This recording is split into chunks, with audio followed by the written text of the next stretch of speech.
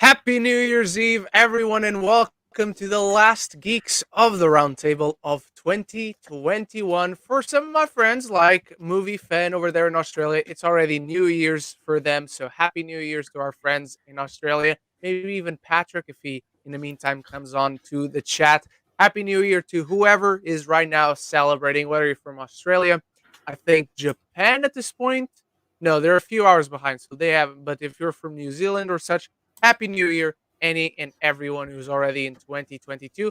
And of course, for the last show of the year, I couldn't do this alone. I am joined by my good friend and my co-host, Zach Pope. How you doing today, Zach? I'm good, man. I'm good. It's almost the new year, which means we're close to the month that gives us the shittiest movies. And sometimes the biggest Morbius, baby. surprises. And sometimes the biggest Morbius. surprises. I had a friend. We were playing PlayStation a couple days ago. And he always wants to go to the MCU movies. We go to every MCU movie together. And he goes, "Hey, I want to go see Morbius with you." He goes, "I don't care whatever screening you get this year. That's the one I want to go with you to." Wow. And I looked at him and I'm like, over Doctor Strange as well? Over Black Panther? Over Thor? I'm like, this is the one you're putting your money in for.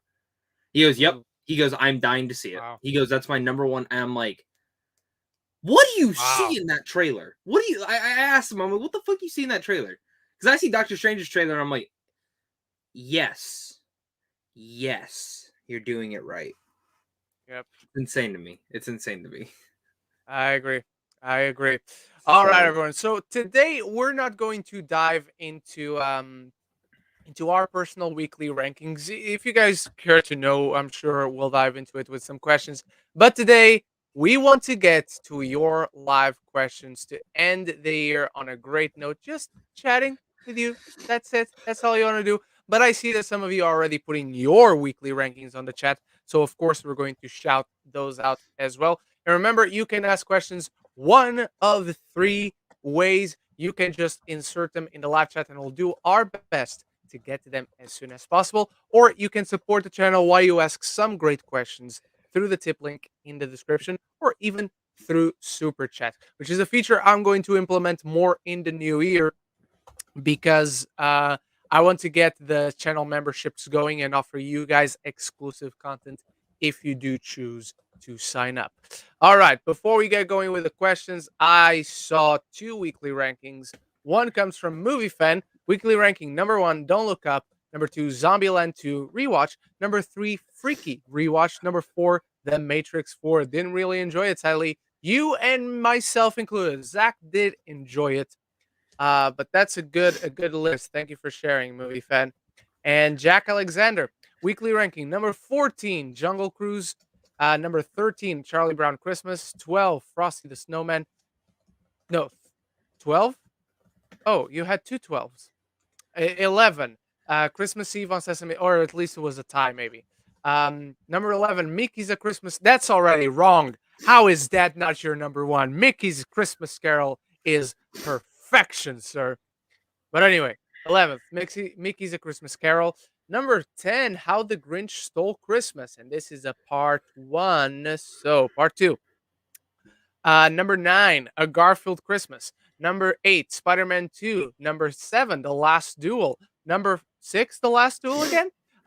Number 5, No Time to Die. Number 4, Die Hard.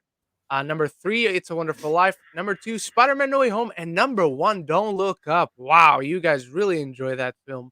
You enjoy Don't Look Up, didn't you, Zach? It's Yeah. my number 5 of the year, somewhere Wow. around there. You'll find out Wow. later today. After Later this is today, done, my Later best of the today, year goes up. Zach is putting up his best of the year. I'm putting up my worst of the year. It's already shot and it's going to go up later today. My best of the year is already up, and I had a ton of fun making the list. So I hope you guys enjoy it, even though MGM copyright strike me. So, yeah.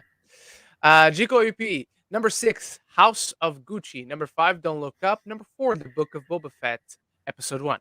Number 3, The Last Duel. Number 2, Elf. And number 1, Home Alone. Unpopular opinion? I would put Elf over Home Alone.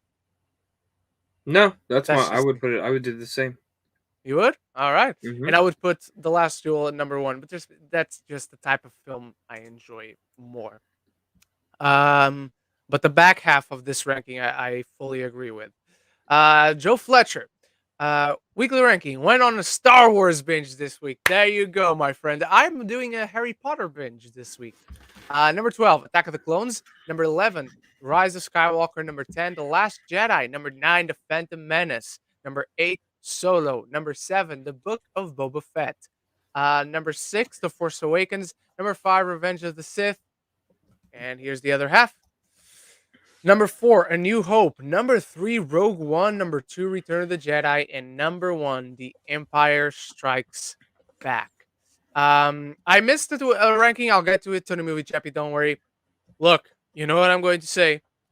Return of the Jedi is still the best Star Wars movie, but the holy trinity that is the original trilogy um, is undefeated and should be at the top.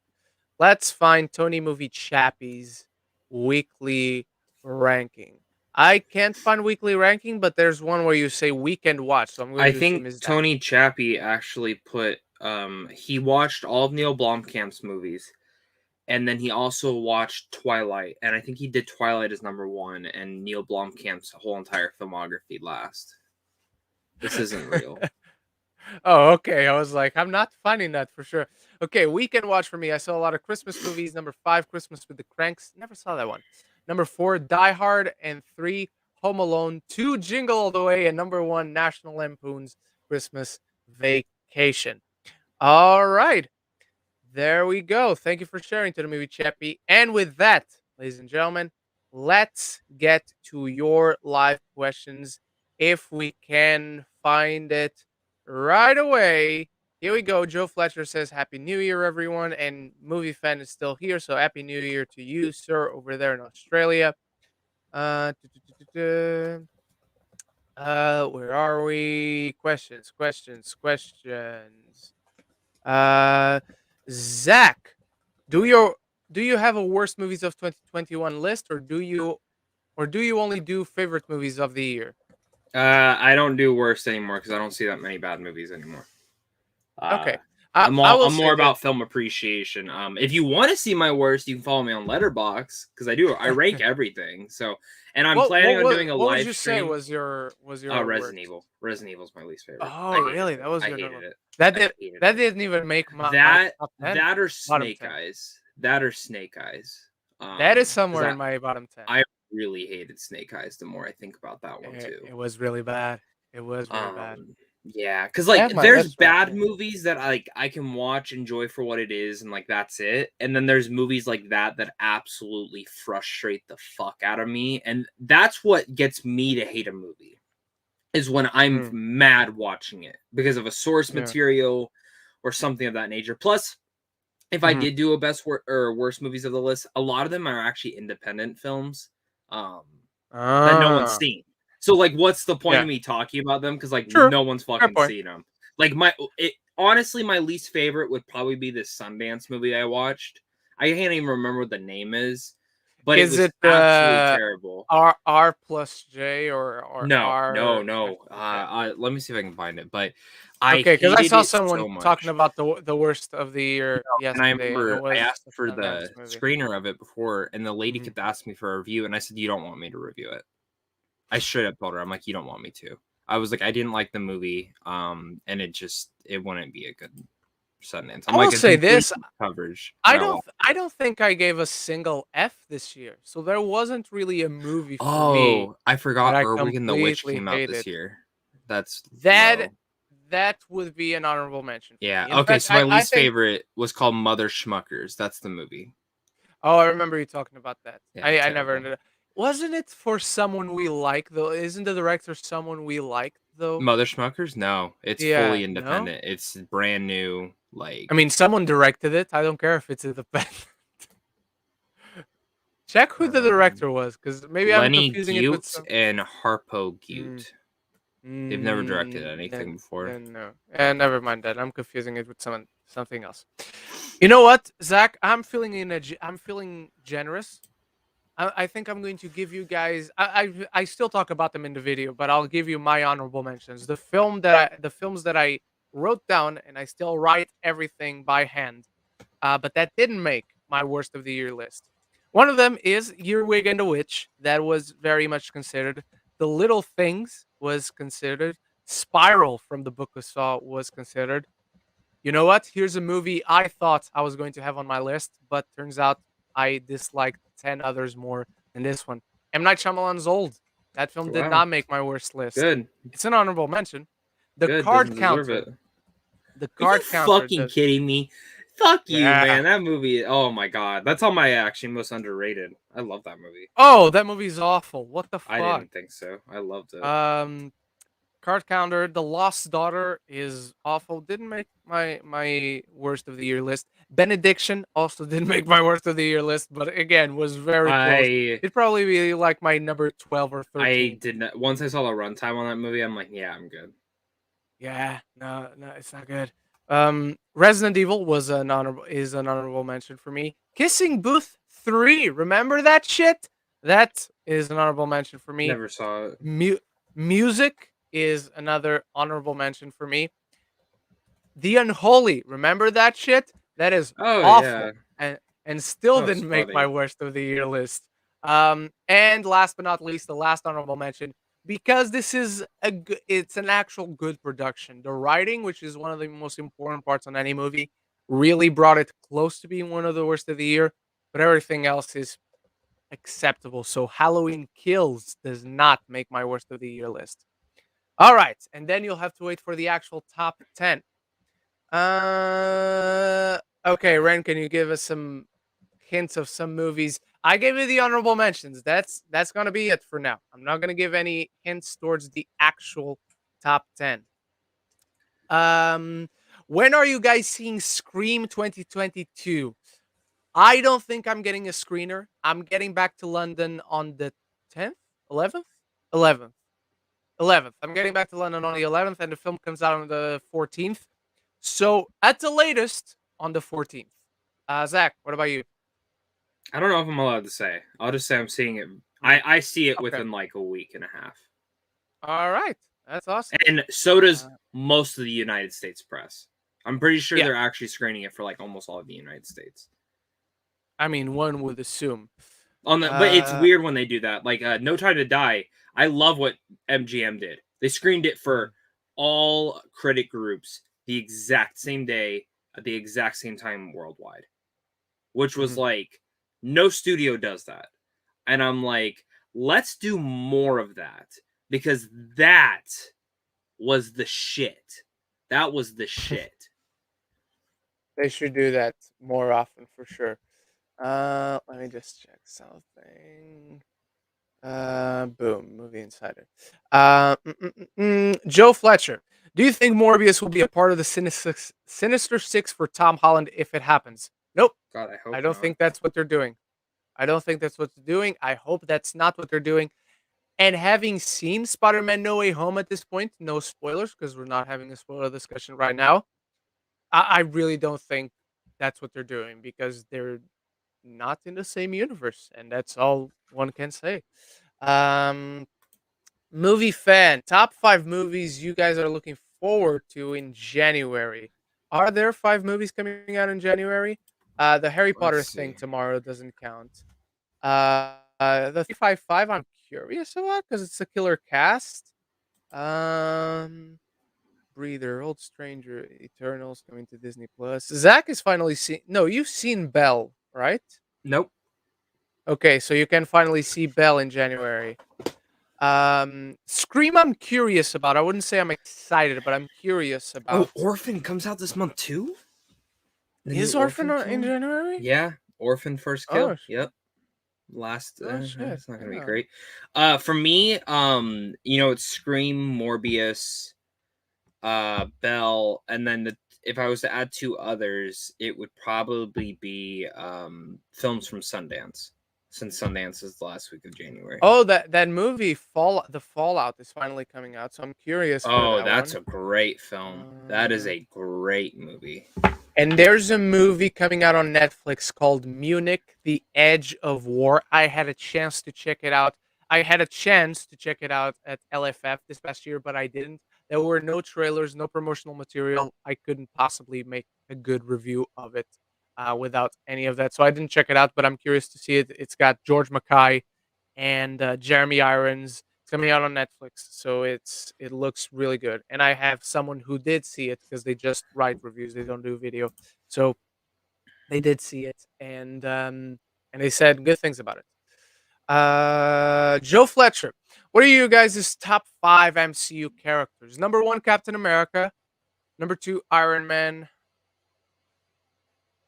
Number 3, Thor. Number 4, Spider Man. You know what? And number 5, Doctor Strange. I was going to say Shang-Chi, but Doctor Strange. That's a good question, man. That's a tough question too. All white guys, I know, but I'm sorry. I'm gonna go with my gut. So my number 1 is Spider-Man. I love what they did with him. It makes me so happy. 2, Iron Man. 3, Cap. 4, Doctor Strange. And then my 5 is kind of tied. I'll do Black Panther, and then I love Rocket Raccoon. So I'm just going to put Rocket Raccoon tied with him. All righty. GKOP, what do you think about the debate of making and not making worst films of the year? People saying they don't want to bring negativity, and some say they want to have a balance of movies they hate and love. We haven't addressed this before, but I'm going to give an answer I've given before. I think it was also GKOP who asked us, like, what's our approach to reviews or something like that. And if it wasn't you, I apologize, GKOP. But to me, it all depends on how you talk about things. I think it's fair to talk about movies that you consider the worst, but talk about it in a manner that is constructive criticism and is respectful. Like, and I've made this mistake before. I used to be the guy that screams at the movies and say "fuck this movie" and blah blah. I've grown past it, and I think that's important to acknowledge as But well. sometimes we still want to say "fuck it- this what- movie." Yes, and you do say to yourself, but you don't make that the point of your video. And the movies that I'm going to point out, I'm going to argue my case on why they make that list for me. It doesn't mean they're the most awful movies ever made objectively, because there's no such thing. Um, I'm going to have a very unpopular opinion. My number 4, I think it probably makes some other people's worst of the year list, but I know maybe what not it is, number 4. guys. It's Spider-Man. Don't. He's such a fucking liar, and it's is That House was of my number Gucci on 4 there? on a Wait, is certain. House of Gucci No, on there? no, I didn't Okay. consider a House of Gucci, to be honest, because this list that I just read of just the honorable mentions, I was like, okay, all these movies are worse than House of Gucci, so House of Gucci definitely does not make the top 10 list. So I Okay. didn't even consider it. Didn't even write it down. I considered it, and then I looked, and there's like 20 movies on this fucking list, um, and all of them are worse than House of Gucci. Yeah. All right. But yeah, to me, it depends on how you approach it. It really depends on how you talk about it, because you can have a respectful conversation with someone who has been in a movie that you didn't like. Like, tons of Rotten Tomatoes approved critics bashed on certain movies this year, and next year they're going to be interviewing the director of those movies or the actors of those movies for their next project. So it all depends on how you communicate your thoughts and feelings on something. But that's a good question, really good question. Tony Movie Chappie, Ren, any plan on doing more origin stories interviews in the future? That's the first time somebody is asking me about it. I killed Origin Story, the show, because it was something that I really loved doing. It was something that, from what I gathered from the guests that I did have on the show, it was something that it was good for my guests as well, but it was not growing. And I don't, you guys know I don't do this for views, but any new endeavor that I bring to the channel has to be worth the time. And as much as I love doing it, I just wasn't seeing a return for it. So clearly, most people were not enjoying it. You guys, I believe, were enjoying it. It was getting the good traction that the channel usually does, but it wasn't helping the channel grow. And if it's not helping the channel grow, it's time to kill it as much as I enjoy it. Maybe I reinvent it and bring it back one day, but right now there are no plans for it, sadly. Joe Fletcher. Favorite MCU character who has been introduced in Phase 4? For me, it's easily Kate Bishop. For me, it's Shang-Chi. Shang-Chi, man. It's either him or Wenwu, but Wenwu is, dead. So That we know of. probably Wenwu. He's dead. I know. He's one of the few characters we actually see dying on screen. So let's keep him dead. Zach, what about you? I mean, Shang-Chi, Kate Bishop, those are also up there for me. I want to do two though. Florence Pugh's one. I fucking loved Florence Pugh's Elena. I love that entire family. I loved every single one of them. Rachel Weisz, David Harbour. But the other one I want to give a shout out to, because no one's mentioning Eternals, is of course Thena. Athena or Druig or whoever you want to say. You can literally fucking throw a dart and hit one, and I would be like, "Yep, I get it. I love him. Let's do more." I was going to say Icarus, but also he's dead. Yeah, that's why I didn't say him, because he died. So, but he's definitely my favorite. What movie was it? I was just watching a movie, and they're like, "Don't be like Icarus. He flew too close to the sun." And I'm like, but it's old. It's an older movie. I was like, what the fuck? Okay. I mean, take your chance. How many movies could that be from? I know. Dude, I can't even remember what movie that's. I'm sure if I Googled it right now, it'd only come up with the Eternals ending. So I have no idea what movie it was. All right. Jico EP. All right. Let's get some hot takes started. What are some of your most overrated and underrated movies you liked and other fellow reviewers and peers of the years? More than your fellow. I was going to do a list, but I just didn't have time. So I want to announce right now that next year there will be a most surprising movies or most underrated movies of the year. I'm going to let you know right now, as I'm seeing the reception. One of them is The King's Man. That film is a solid, fun time. Really enjoyed myself, and it's a fresh take on an already familiar universe. So that gets into my list. And the other one, not that I was dreading it, but it's one of those films that watching the trailer could go, oh, this is either going to go very right or very wrong. And it went very right. And that's Cop Shop. One of the most fun times I have had in a theater. The actors are having the time of their lives. The one location really works in its favor. Those are two that I really was surprised by. Even Kingsman. Most people are not enjoying it. Fair. Even I, walking into I was like, is this going to work? Because it was already getting delayed before COVID and whatnot. So those are my two shouts for now. I'm going to see if I can find anything else. But Zach, do you have any shouts? So I do have a full list on my channel of the most underrated movies of the year, but there are a couple I didn't include or even as an honorable mention that I wish I did, even looking back, because I actually missed a couple. I'm kind of fucking mad at myself for not doing these. So Plan B was a hilarious comedy on fucking Hulu that if you have not seen, it is absolutely hysterical. It is it's a two girls but super bad style. And I laughed my ass off. It is I can't emphasize enough that is it's actually in my top 30 films of the year. It's so fucking funny. Reminiscence, don't get the hate. I love that movie. I had that one as my honorable mention. The Courier, everyone talks about Power of the Dog. Yes. This is Benedict Cumberbatch's, one of his strongest performances ever. Stillwater, yes. I loved it. The more I think about Stillwater, the more I like it. I was kind of surprised by that. Gunpowder Milkshake, I don't get the hate on this one either. Fucking good shout. Fun time. Riders of Justice, if you still haven't seen this, you absolutely should. It's on my list from yesterday somewhere. There you go. The Tomorrow War, I thought was fun. That was a fun time. And I don't get it. Profile, I have another one. Oh, I haven't seen that one. I have another one, not because people are not liking it, but not enough people have seen it or are talking about it. On Apple TV Plus, Finch.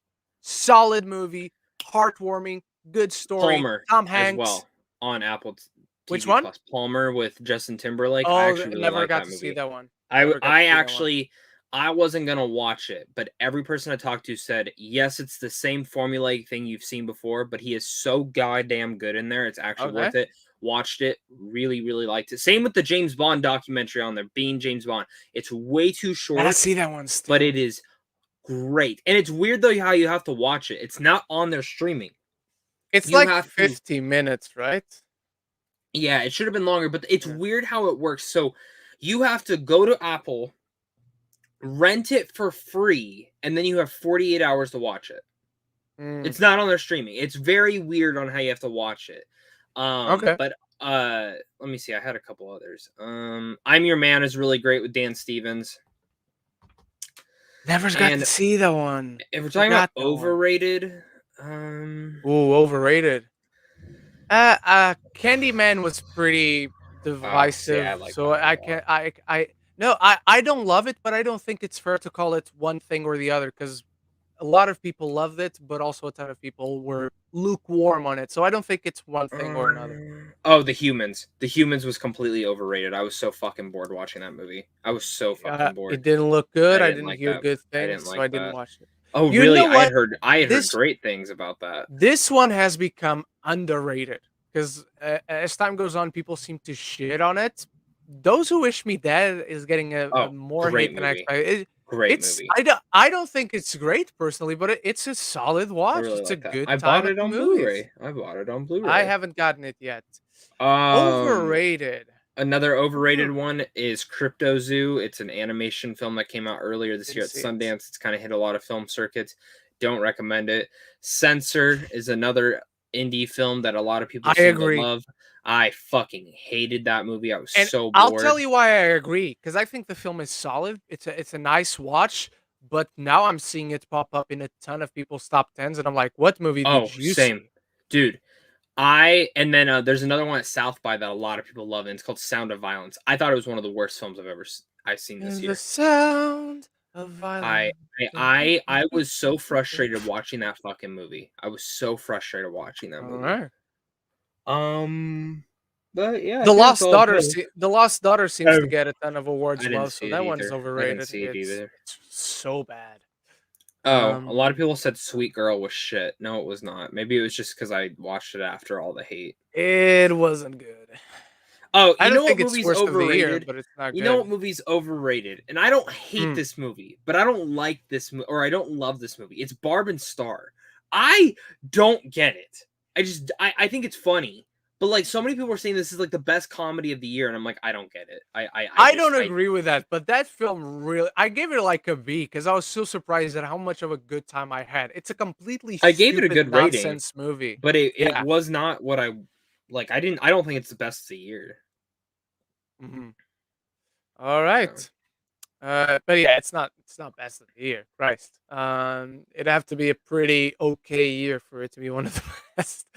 Jacoby P. Ren, if Malignant is on your list, some people are ready for the pitchforks. It's not. Don't worry. I'll tell you this right now. Remember what I just said about House of Gucci? Malignant is a better film than House of Gucci. So I didn't even consider it. At least Malignant knew it very much. At least Malignant knew what it was. It did not. You know what's funny though? So my one of my best friends texted me. He goes, "Should I watch Malignant?" I said, "You won't like it, but it looks good. You won't like it." And he goes, "Okay, well I'm gonna watch it anyways." I'm like, "Okay, I'm telling you right now, you're not going to like it. Like you're just not going to."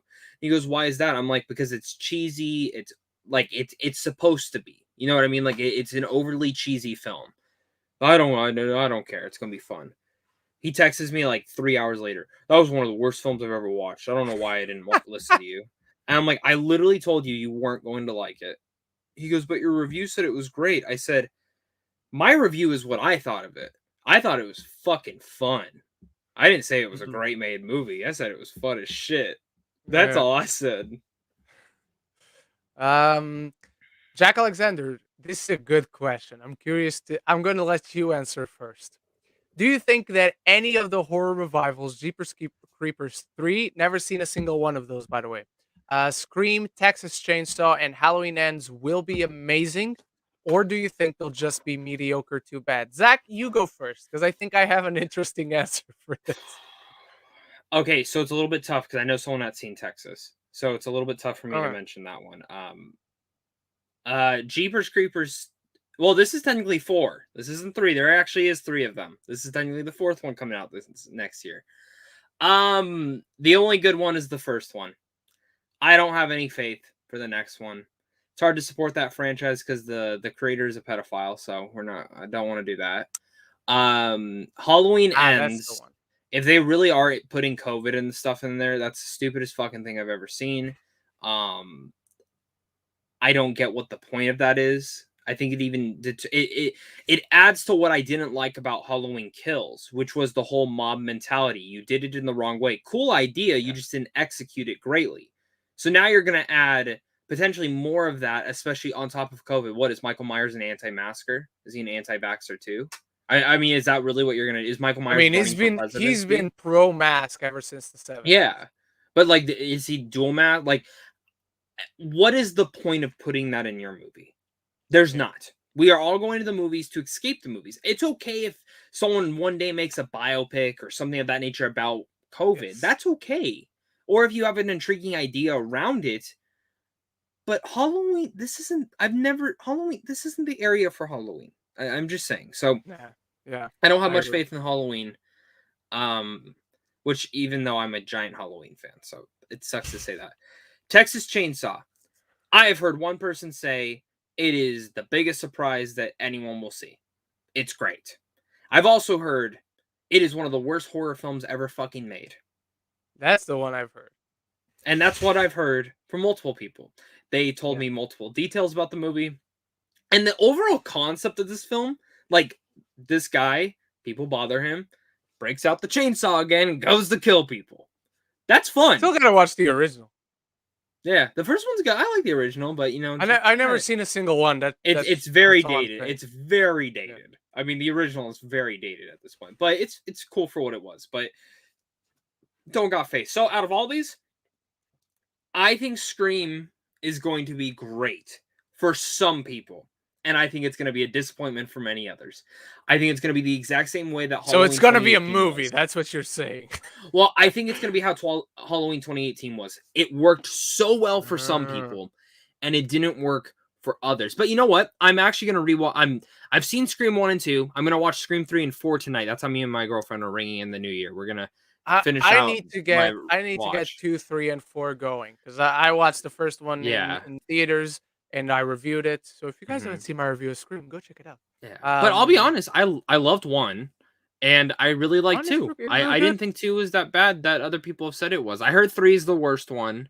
2 is still okay. 2 is still okay. 3 is definitely the worst one, but it's not like horrible. It's just it's another Scream but movie. I am very excited for Scream because it's from the directors of Ready or Not. 4 is my favorite after the first one. Maybe this time when I rewatch it, I'll prefer it to the first. But 4 I've heard 4 is great. So but yeah, no, I'm excited to see Scream the most, especially because it's from the directors of Ready or Not. Plus, when you compare all these, that one has the best directors on it. So just saying.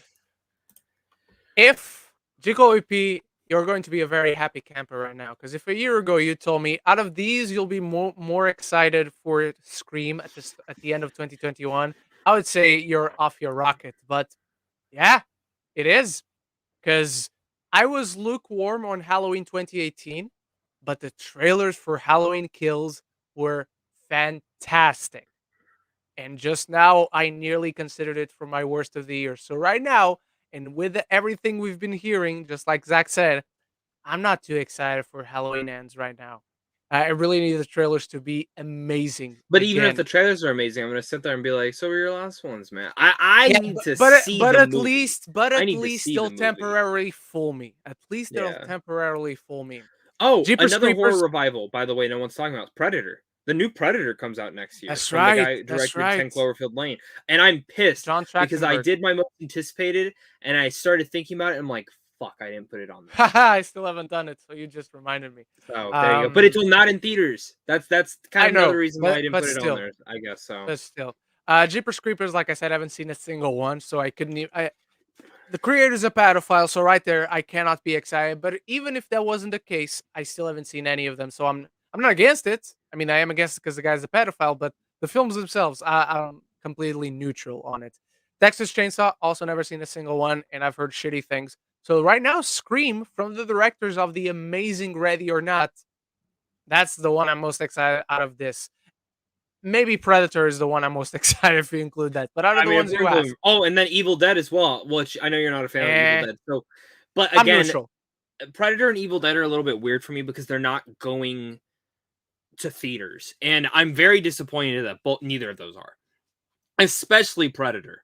I'm not Predator is the surprised one that Evil Dead is not going to theaters. that one I'm not as mad about because it just the way that they're making this one, it was announced for Yeah, age, but Predator was announced for theaters, and then they moved it to yeah, it was. streaming, which that doesn't make me happy because After what Predators. the last one did, I understand. I get that, I wish it went to theaters, but I understand. but with revivals nowadays, I Yeah. mean, look at But I it just take hasn't it. been too long. But it hasn't been too long Mm, with this one. Like it was mm, 2018 was yeah 2018. It has yeah. been 4 years next year. It's gonna be 4 years. That's not a The lot thing of about time. the last one Even though is no one even saw it. Spider Man waited a bit more between reboots. So because like I feel like no one saw like really saw the last one, so they'll be like, "Oh, okay, new Predator film. That's cool." Because it's so different. So I don't know.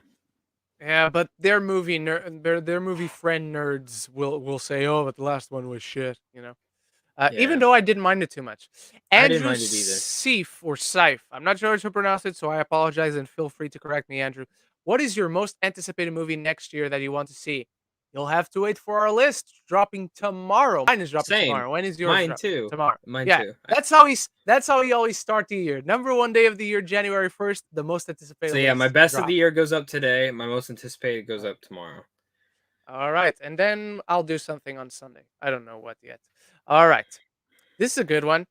Most overrated performance of 2021 and most underrated performance of 2021. I'll give you two for underrated. Number one, no. In the runner up for me in terms of most underrated performance is Jodie Comer in The Last Duel. Nobody's talking Yep. about it. Great, great, great performance. But an even better performance than that also nobody is talking about is Emilia Jones in Coda. That is the Yeah. best performance that is getting no buzz, and I do not understand why. She is absolutely sensational in that I film. just don't think Apple Most TV gets how to market their films for no, Academy stuff yet. most I'm being overrated, serious. Yeah. most overrated performance. Don't piss me off. It. Don't wh- piss me off. How would I piss you off? I don't know. Which Let's one? see what you're gonna say. I'm waiting for you to Because say something. the one that's coming to mind because I was just having a conversation about it with my critic friends of the UK. Probably because she's getting a lot of love when it comes to the awards circuit. The awards bodies are giving her a lot of love, and I don't get it. It's Olivia Colman in The Oh, Lost okay. Daughter. I haven't seen the movie, so Like she is good. She is good in that role, but she does not show anything that you have not seen before. She's basically playing Olivia Colman, but just a that's why slight. I don't care to see that movie.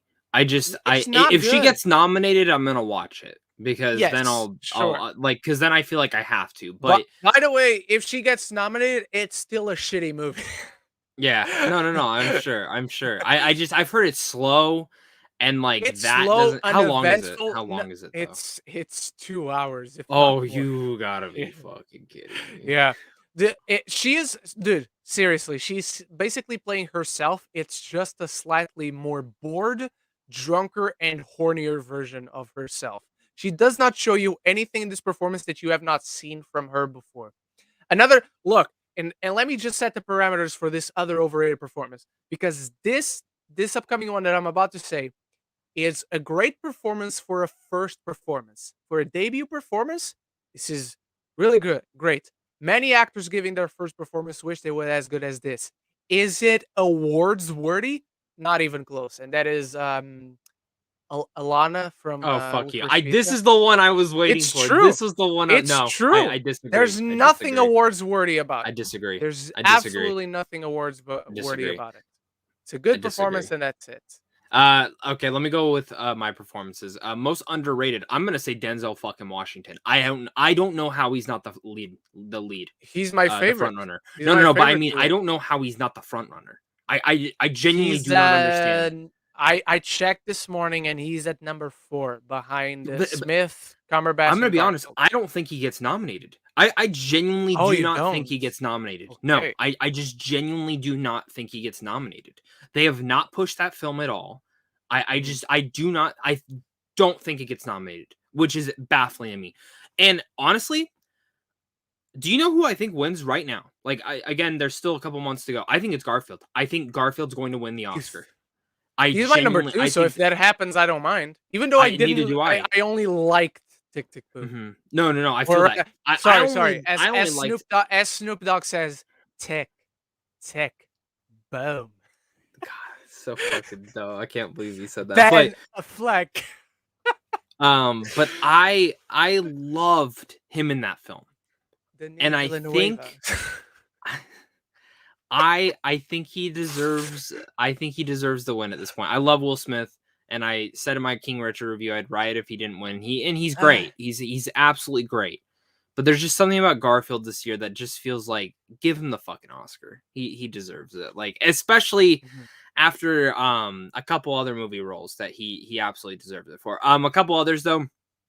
I thought Daniel Craig, honestly, I'd nominate him. I thought he's fucking fantastic I Good think this shout. is I love Who that would you take performance. out though? Because right now the favorites are Denzel. The ones that when it comes to nominations, the Yeah, nominations right now are Smith, Cumberbatch, Denzel, Garfield.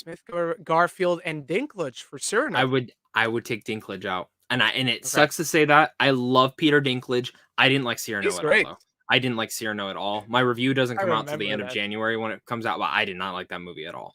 So, well, Alrighty, I guess it's a little bit harsh to say. I didn't love it. It wasn't yeah, for I like me. that. I liked I it, thought it but was just I give it fine. 3 stars. I give it Like, a I B. like the music. I just didn't like the story. I think that was my biggest issue with it. I'm the other way Overrated. around. I Yeah. like the story, but I didn't care for the Yeah. music. And then one more underrated, the entire cast of Mass. I again should be Yes. completely I looked don't at. know how I didn't remember Mhm. that one. Overrated though. I don't get. I think Nicole Kidman's a great, and being the Ricardos, I wouldn't nominate her. That's just Mhm. my personal opinion. Overrated, overrated.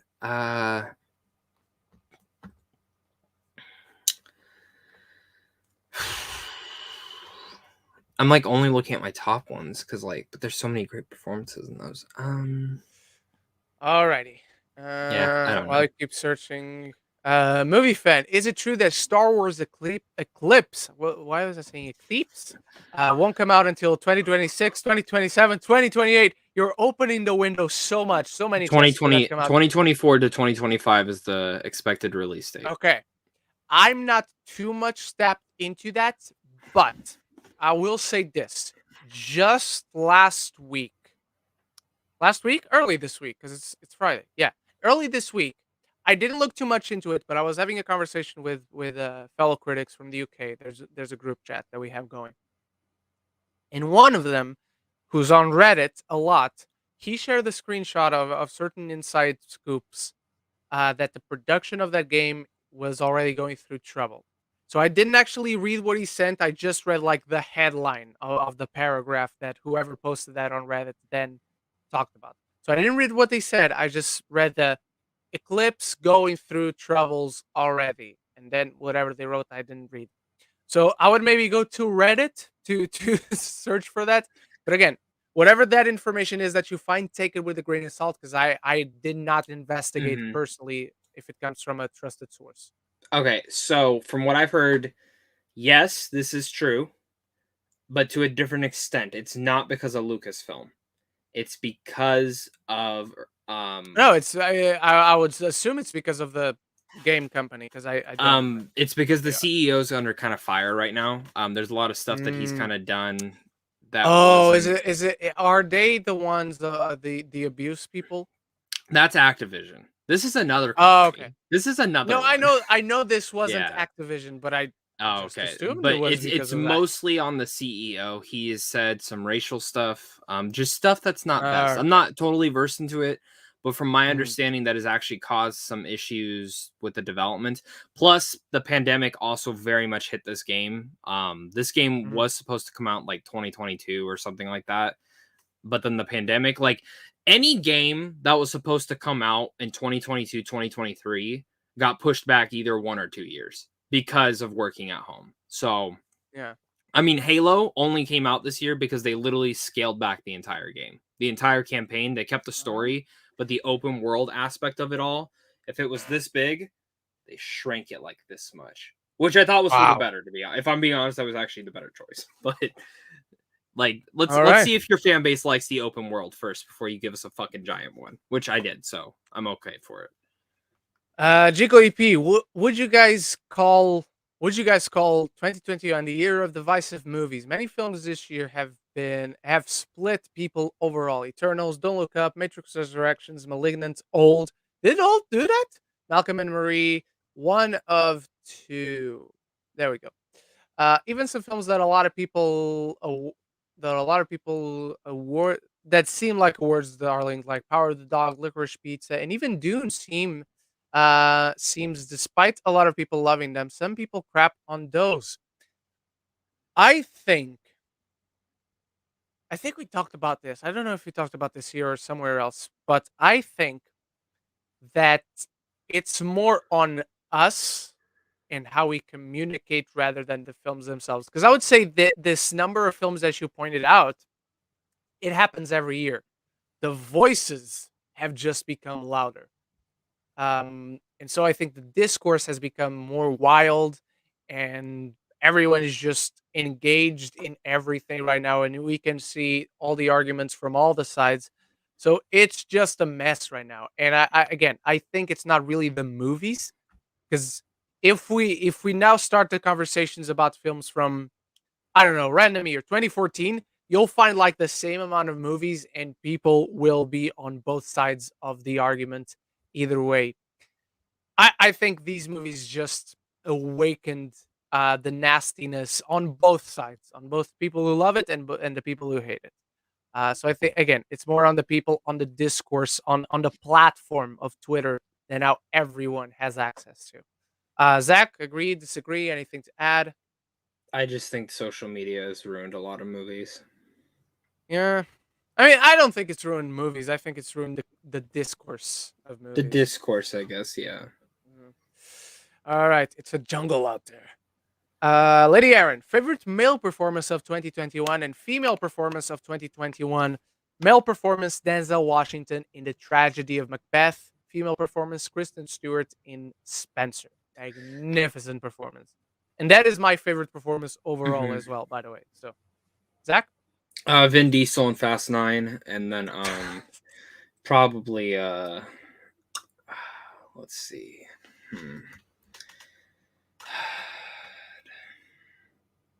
Yeah, just Fast 9. That's it. Yeah.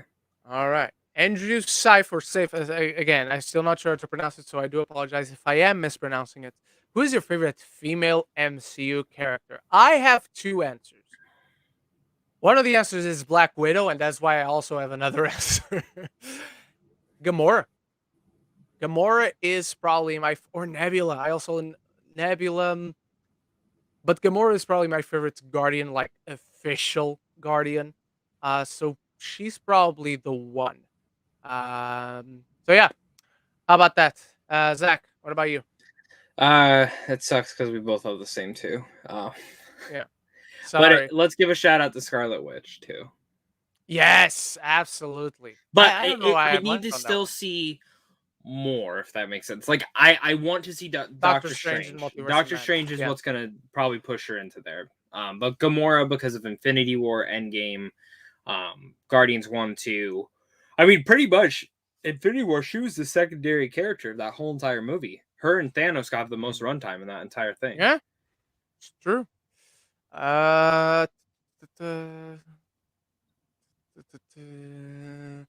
Joe Fletcher, are you excited for Peacemaker next month? And what characters from the Suicide Squad do you think will show up? If any characters from the Suicide Squad show up, it's TDK, and that's I was about I to don't say, see anyone else showing up. I'm still not excited. I still have to ask for the screeners, by the way. I don't even know how to ask for the screeners out here. We because of not having HBO Max here, it's easier for us. I already have a contact, so I'm going to request that.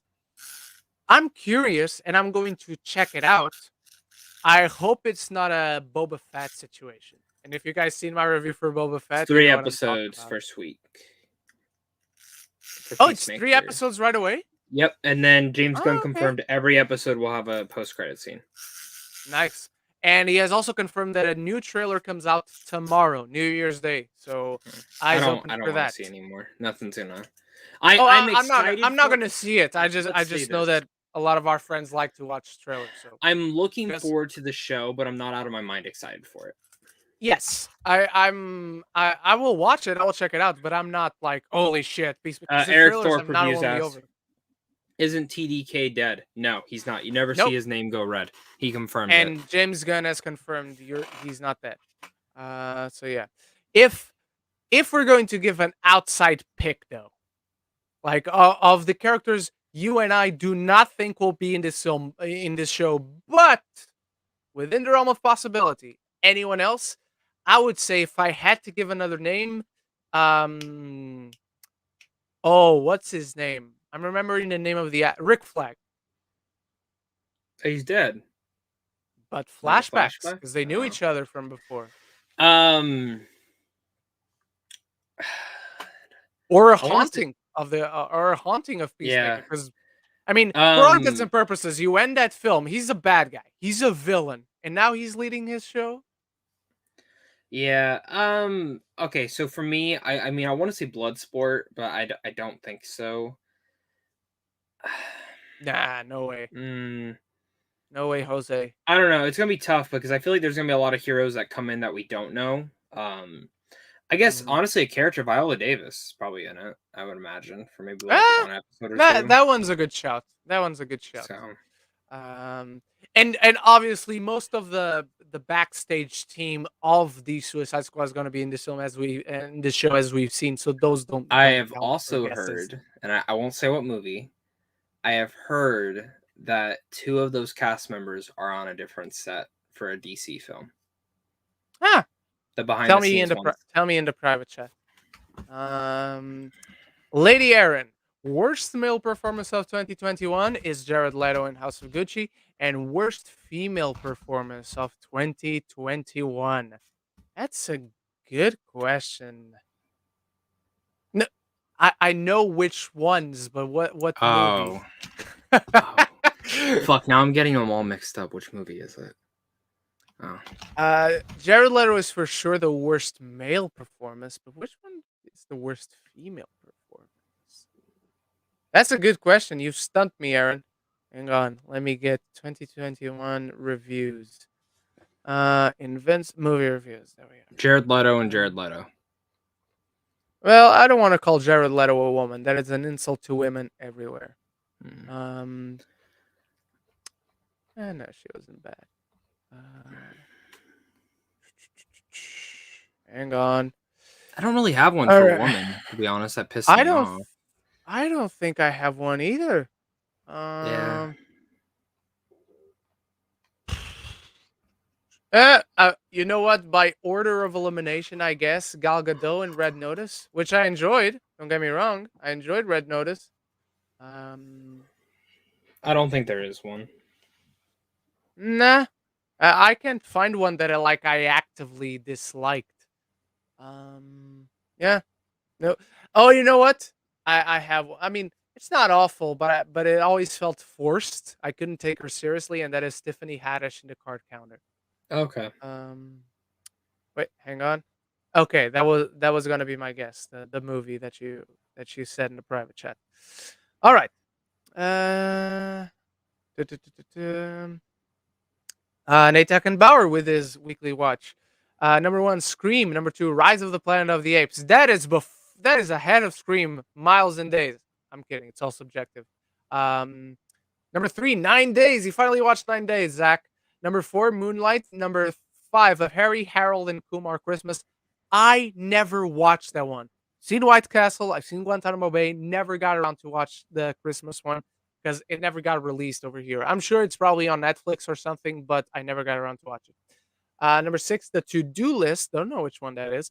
And number 7, Don't Look Up. All right. Thank you for sharing, Nate.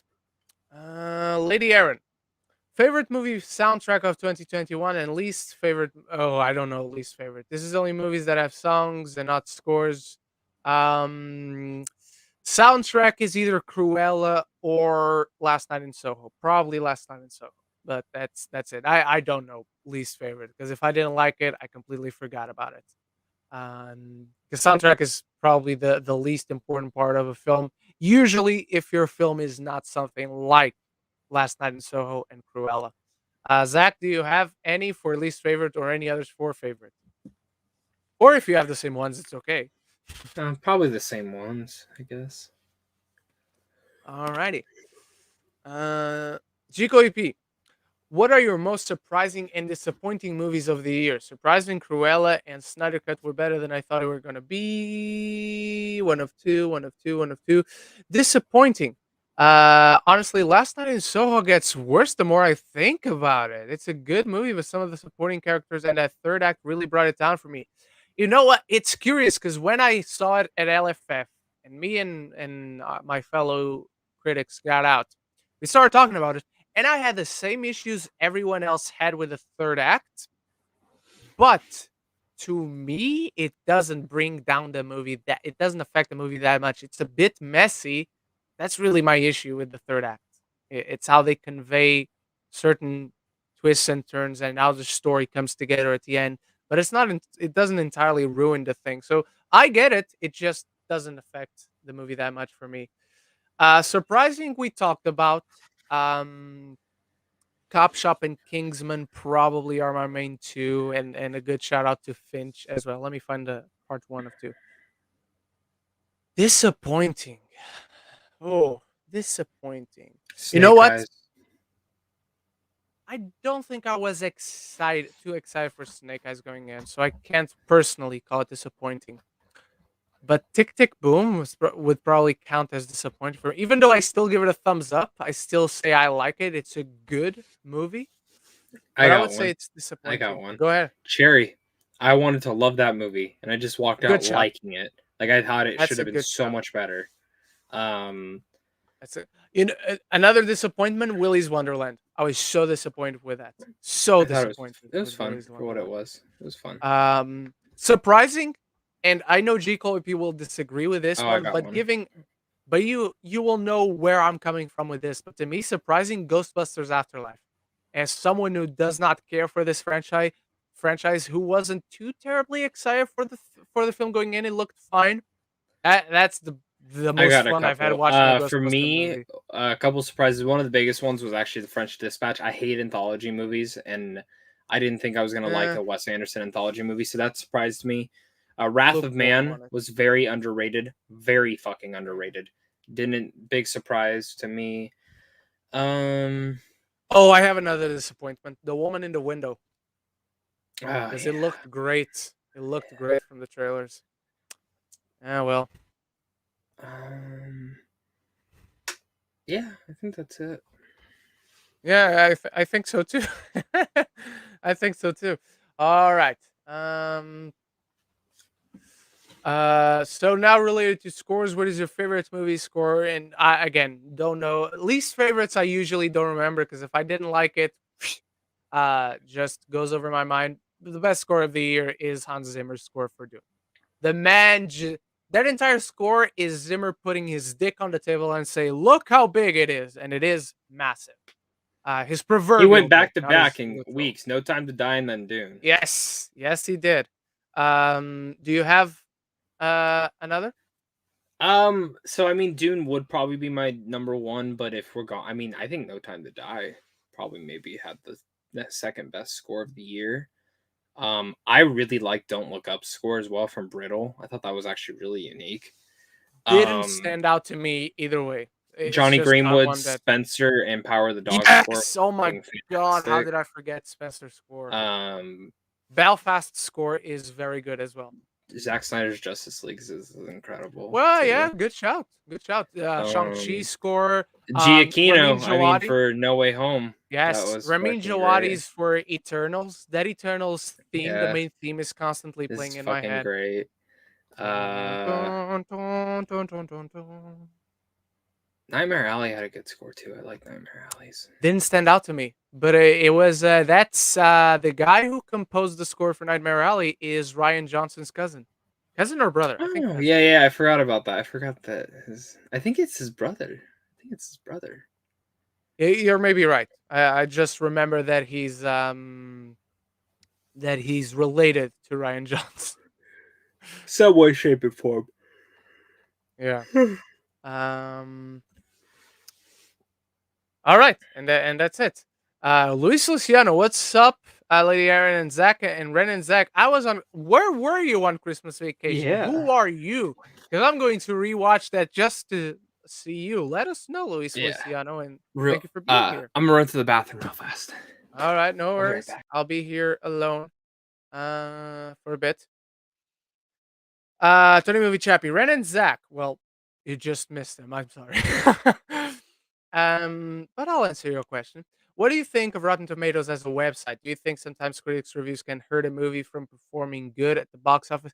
I think anyone who lets somebody else's opinion ruin a film or hurt a film, because Rotten Tomatoes, what it is a site where you can see the average. Like, what is the average thought on this film? And that's what precisely why I don't like it, because I think averages are useless. I don't think what the conglomerate average of people's thoughts on the film is. I want to know what you think, what you think, what you think, what you think, and that's it. That's why I don't like Rotten Tomatoes as a website, because um I don't know. Let's take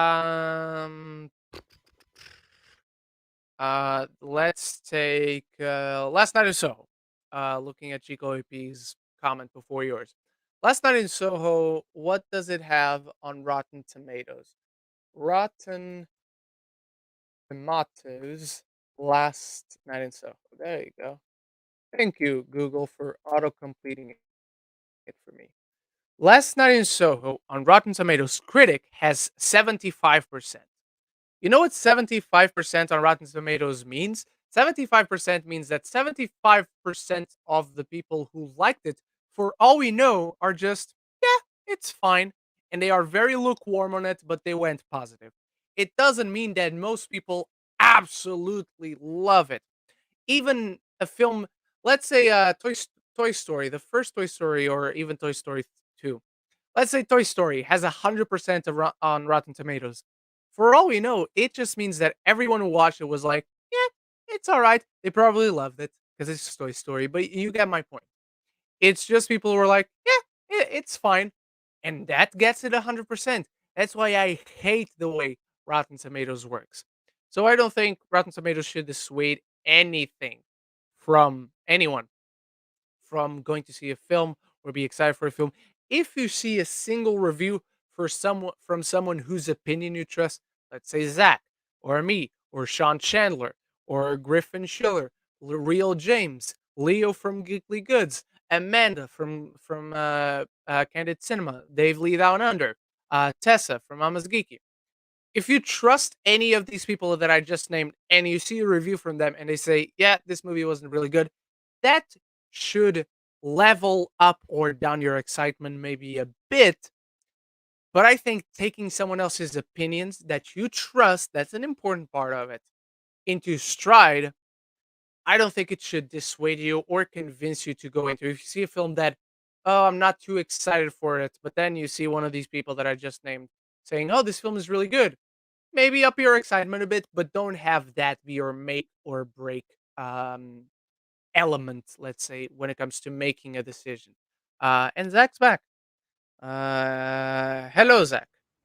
Hello. My name is All right, Paulo. Paolo. Paulo.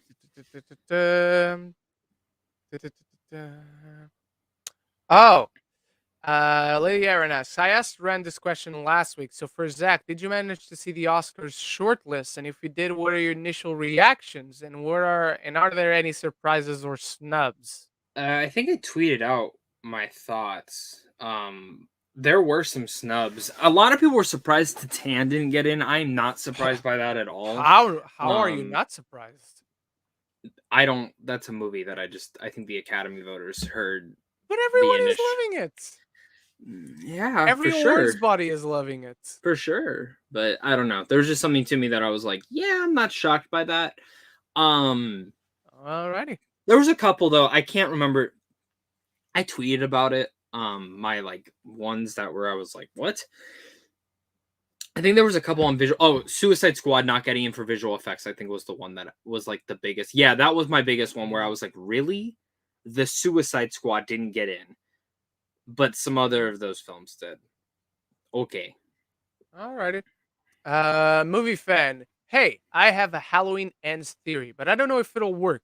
Will the town of Haddonfield be abandoned during the time jump due to people afraid of Michael? Okay, so two answers. Number one, I don't know if it'll work. Number two, depending on where you go with it, that could be an interesting idea.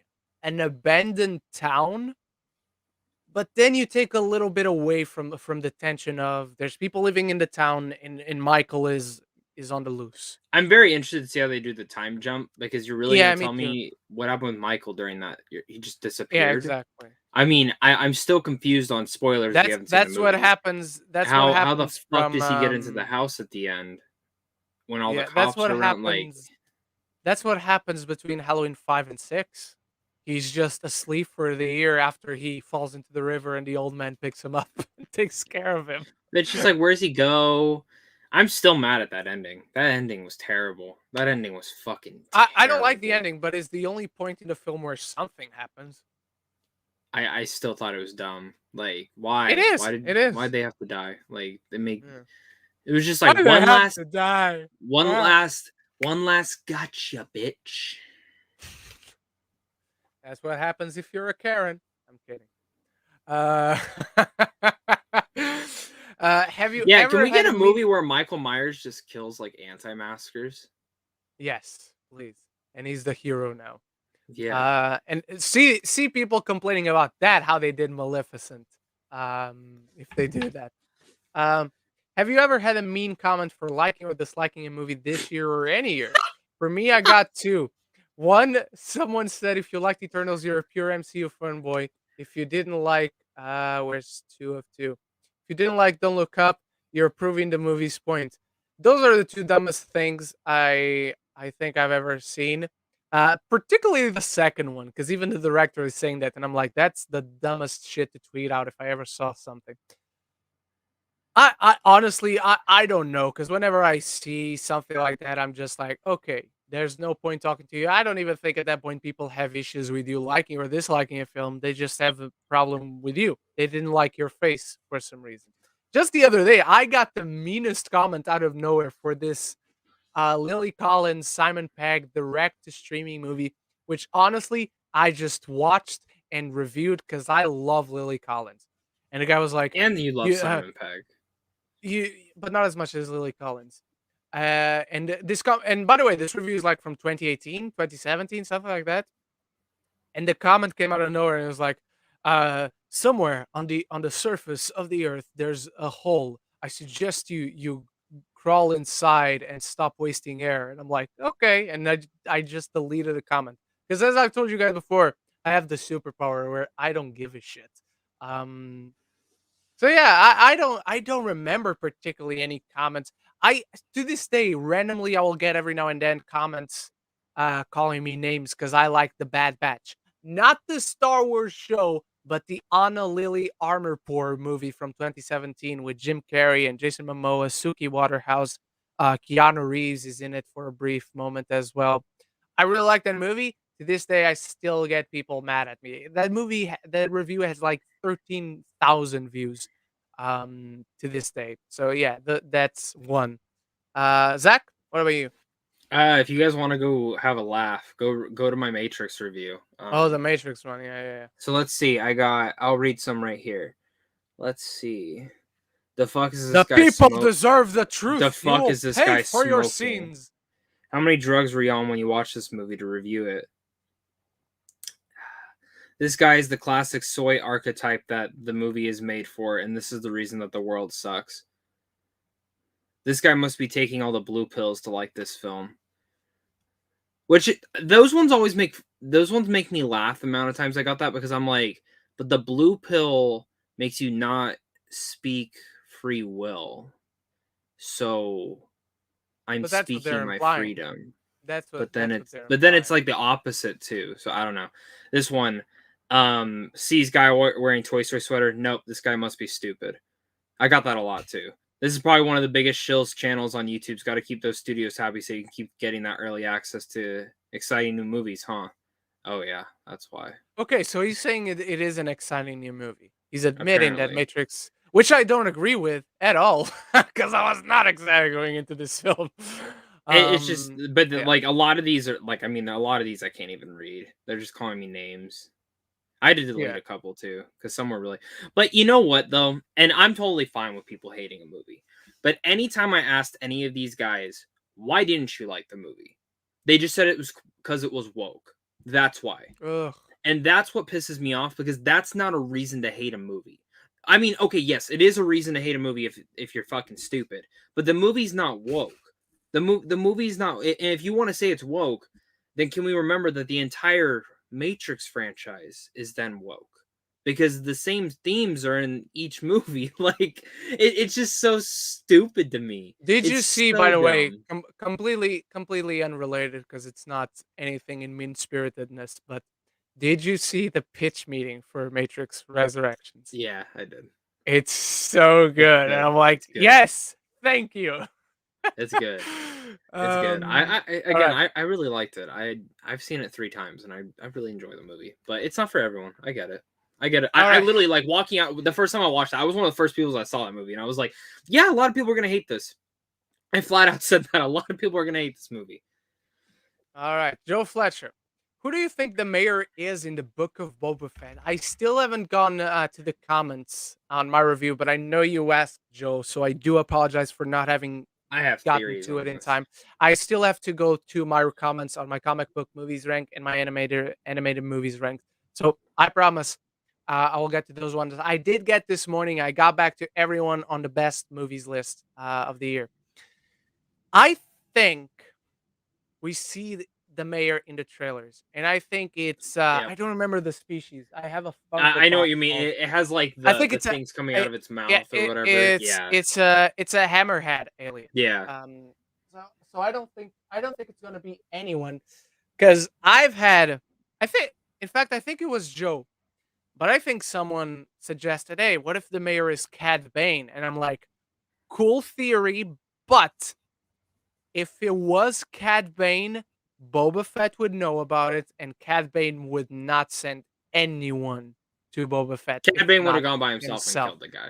Exactly. Because people Try. forget He would have tried. the He would have the tried. uh, dent in his helmet is from Cad Bane. I think a lot of people Yeah, forget yeah, that yeah, that dent is from yeah. him. And then for the amount of people that commented to me that Cad Bane died in Clone Wars, no, the episode you were talking about never aired, and it is not canon. Yeah. Also, if you have not seen Bad Batch, then you're fucking stupid, because Cad Bane is alive in there. So there's some more word for you. I agree with you that I think that is the mayor. I had people commenting that in my review that was the mayor, because I was trying to theorize. Mhm. If we want to go fun theorizing, I said Cobb Vanth. I think it would make sense that Cobb Vanth would Ah, be the mayor. Now maybe it's been because Mandalorian season 2 actually spans quite a bit of time. So the last time we had seen Cobb Vanth, it's probably been over a year. So who says that he didn't go and become the fucking mayor of this town and stuff like of that? Mos Espa. I do think we actually do end up seeing Cobb Vanth in this show. I'd be actually kind of surprised if we didn't. I'm still in the category. I really think Cad Bane is a villain in this show. I really think he'll probably end up being one of the main antagonists when he finds out that Boba Fett is still alive. I don't think Cobb Vanth will be the mayor, but I'm not gonna be shocked whatsoever if he's Yeah. in the show. I agree with that. What about Cad Bane? Do you think he's in it or no? The only way I just think of it, I'm like, I can see they it. brought him back. It Him won't and be the Boba most Fett. shocking thing. I'm just curious to see, number one, who'll play him. Number two, if he's because I don't know how his species ages. So for all I know, he's the same visual wise. He, He's the same from my exact age. understanding, the way that his species ages, I think Dave Filoni talked about this a while ago. is that, or George, I can't remember. It was something during Clone Wars, but his species doesn't age that much. Like it's Okay. like a Yoda thing. Like All right. 100 years looks like a fucking child still. But I have one more crazy theory, and I've been getting more on this since I've been watching some other theorizing videos.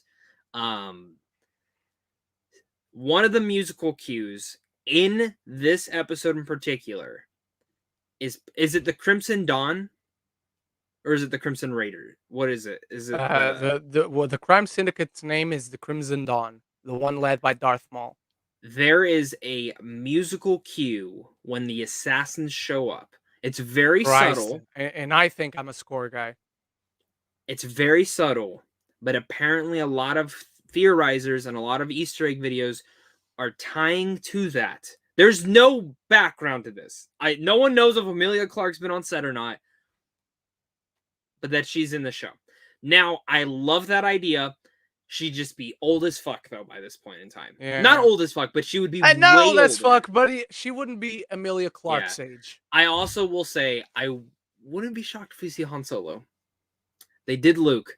And anything is in the realm of possibility. I would be very shocked if we see Really, we do see Han Solo, he's gonna be Alden. I agree. But anything is in the realm of possibility now. Anything is in the realm of possibility. Since that Luke Skywalker reveal. I remember watching that and I'm like, is that Sebastian Stan? I literally said that while watching because I'm like, it looks like Sebastian Stan. No, it's just because they look so much alike.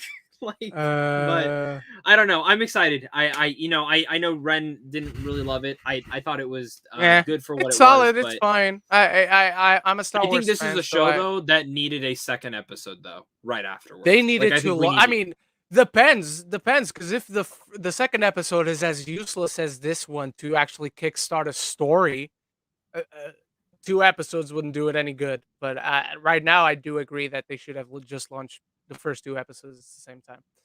Joe Fletcher, Ren, how is Addison Rae in He's All That and Camila Cabello in Cinderella not your favorite performances this year? Well, sir, you're going to listen to me talk about some of those performances in a video that is coming out later today. So, eyes open for that. Scott Cluna, what genre really lacked for you this year? For me, was animation. Other than Mitchell's vs. the Machines, everything else this year was just mid-tier.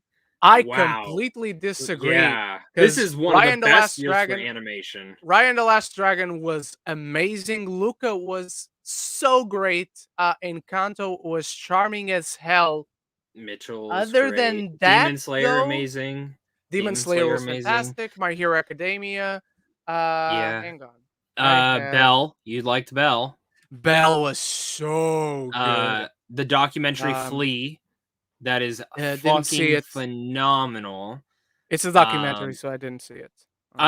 Ren, I think you should watch it though. I think you would like it. If it gets nominated, I am going. I'm not a big fan of documentaries, but this one actually engaged me a lot.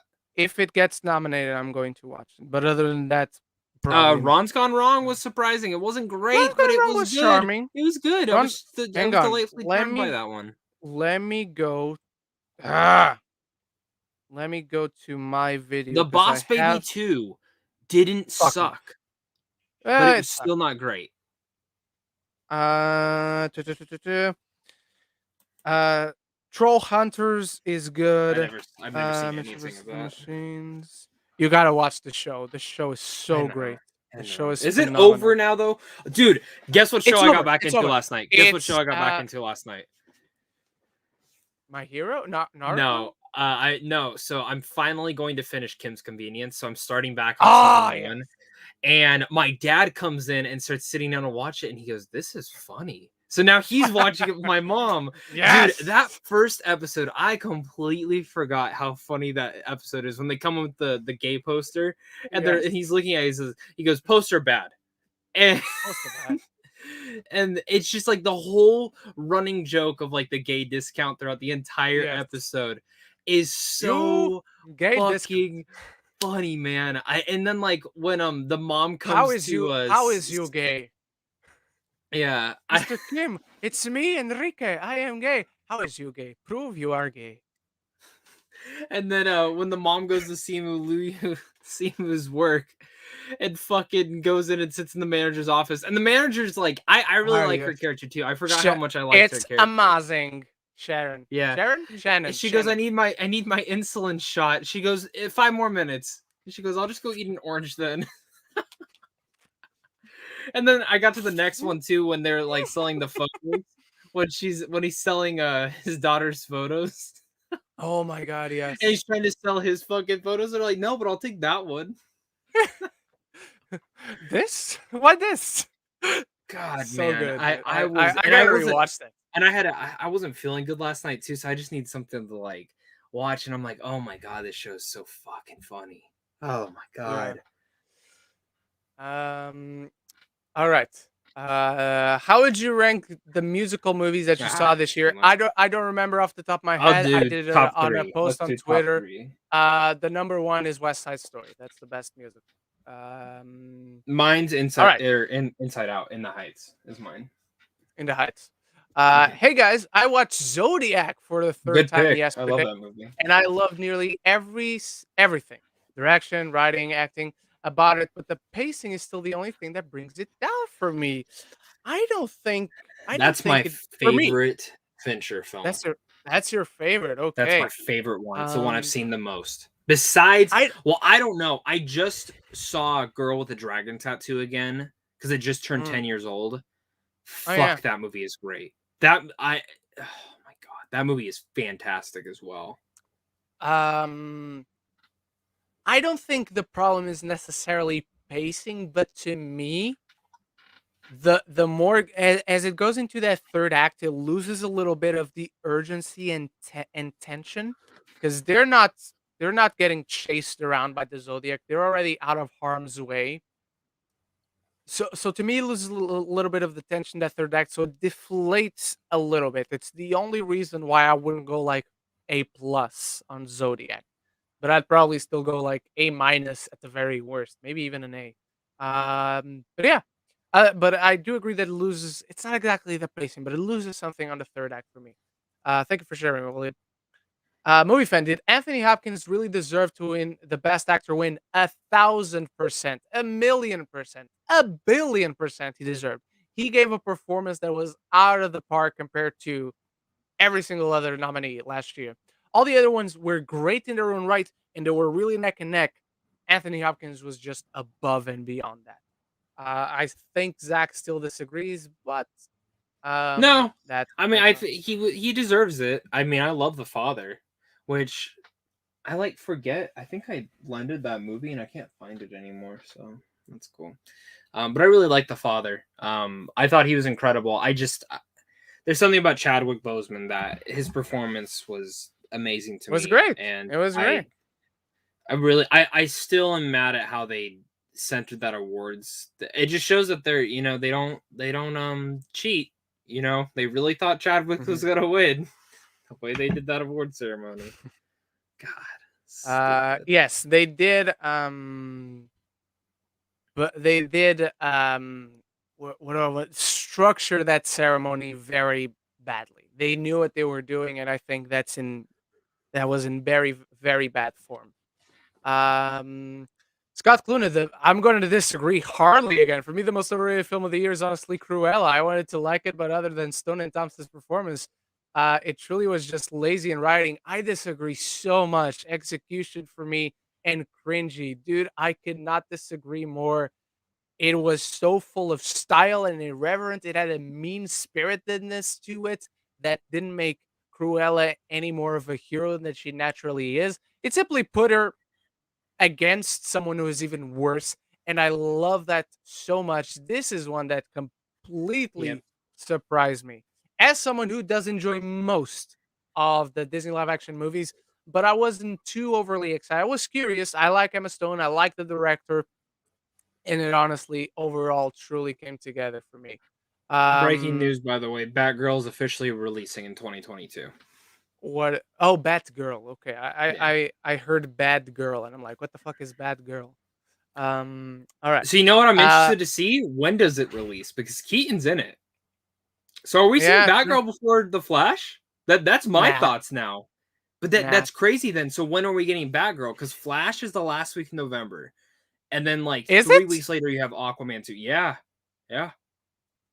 I don't know that, but didn't Batgirl just start shooting? Yeah.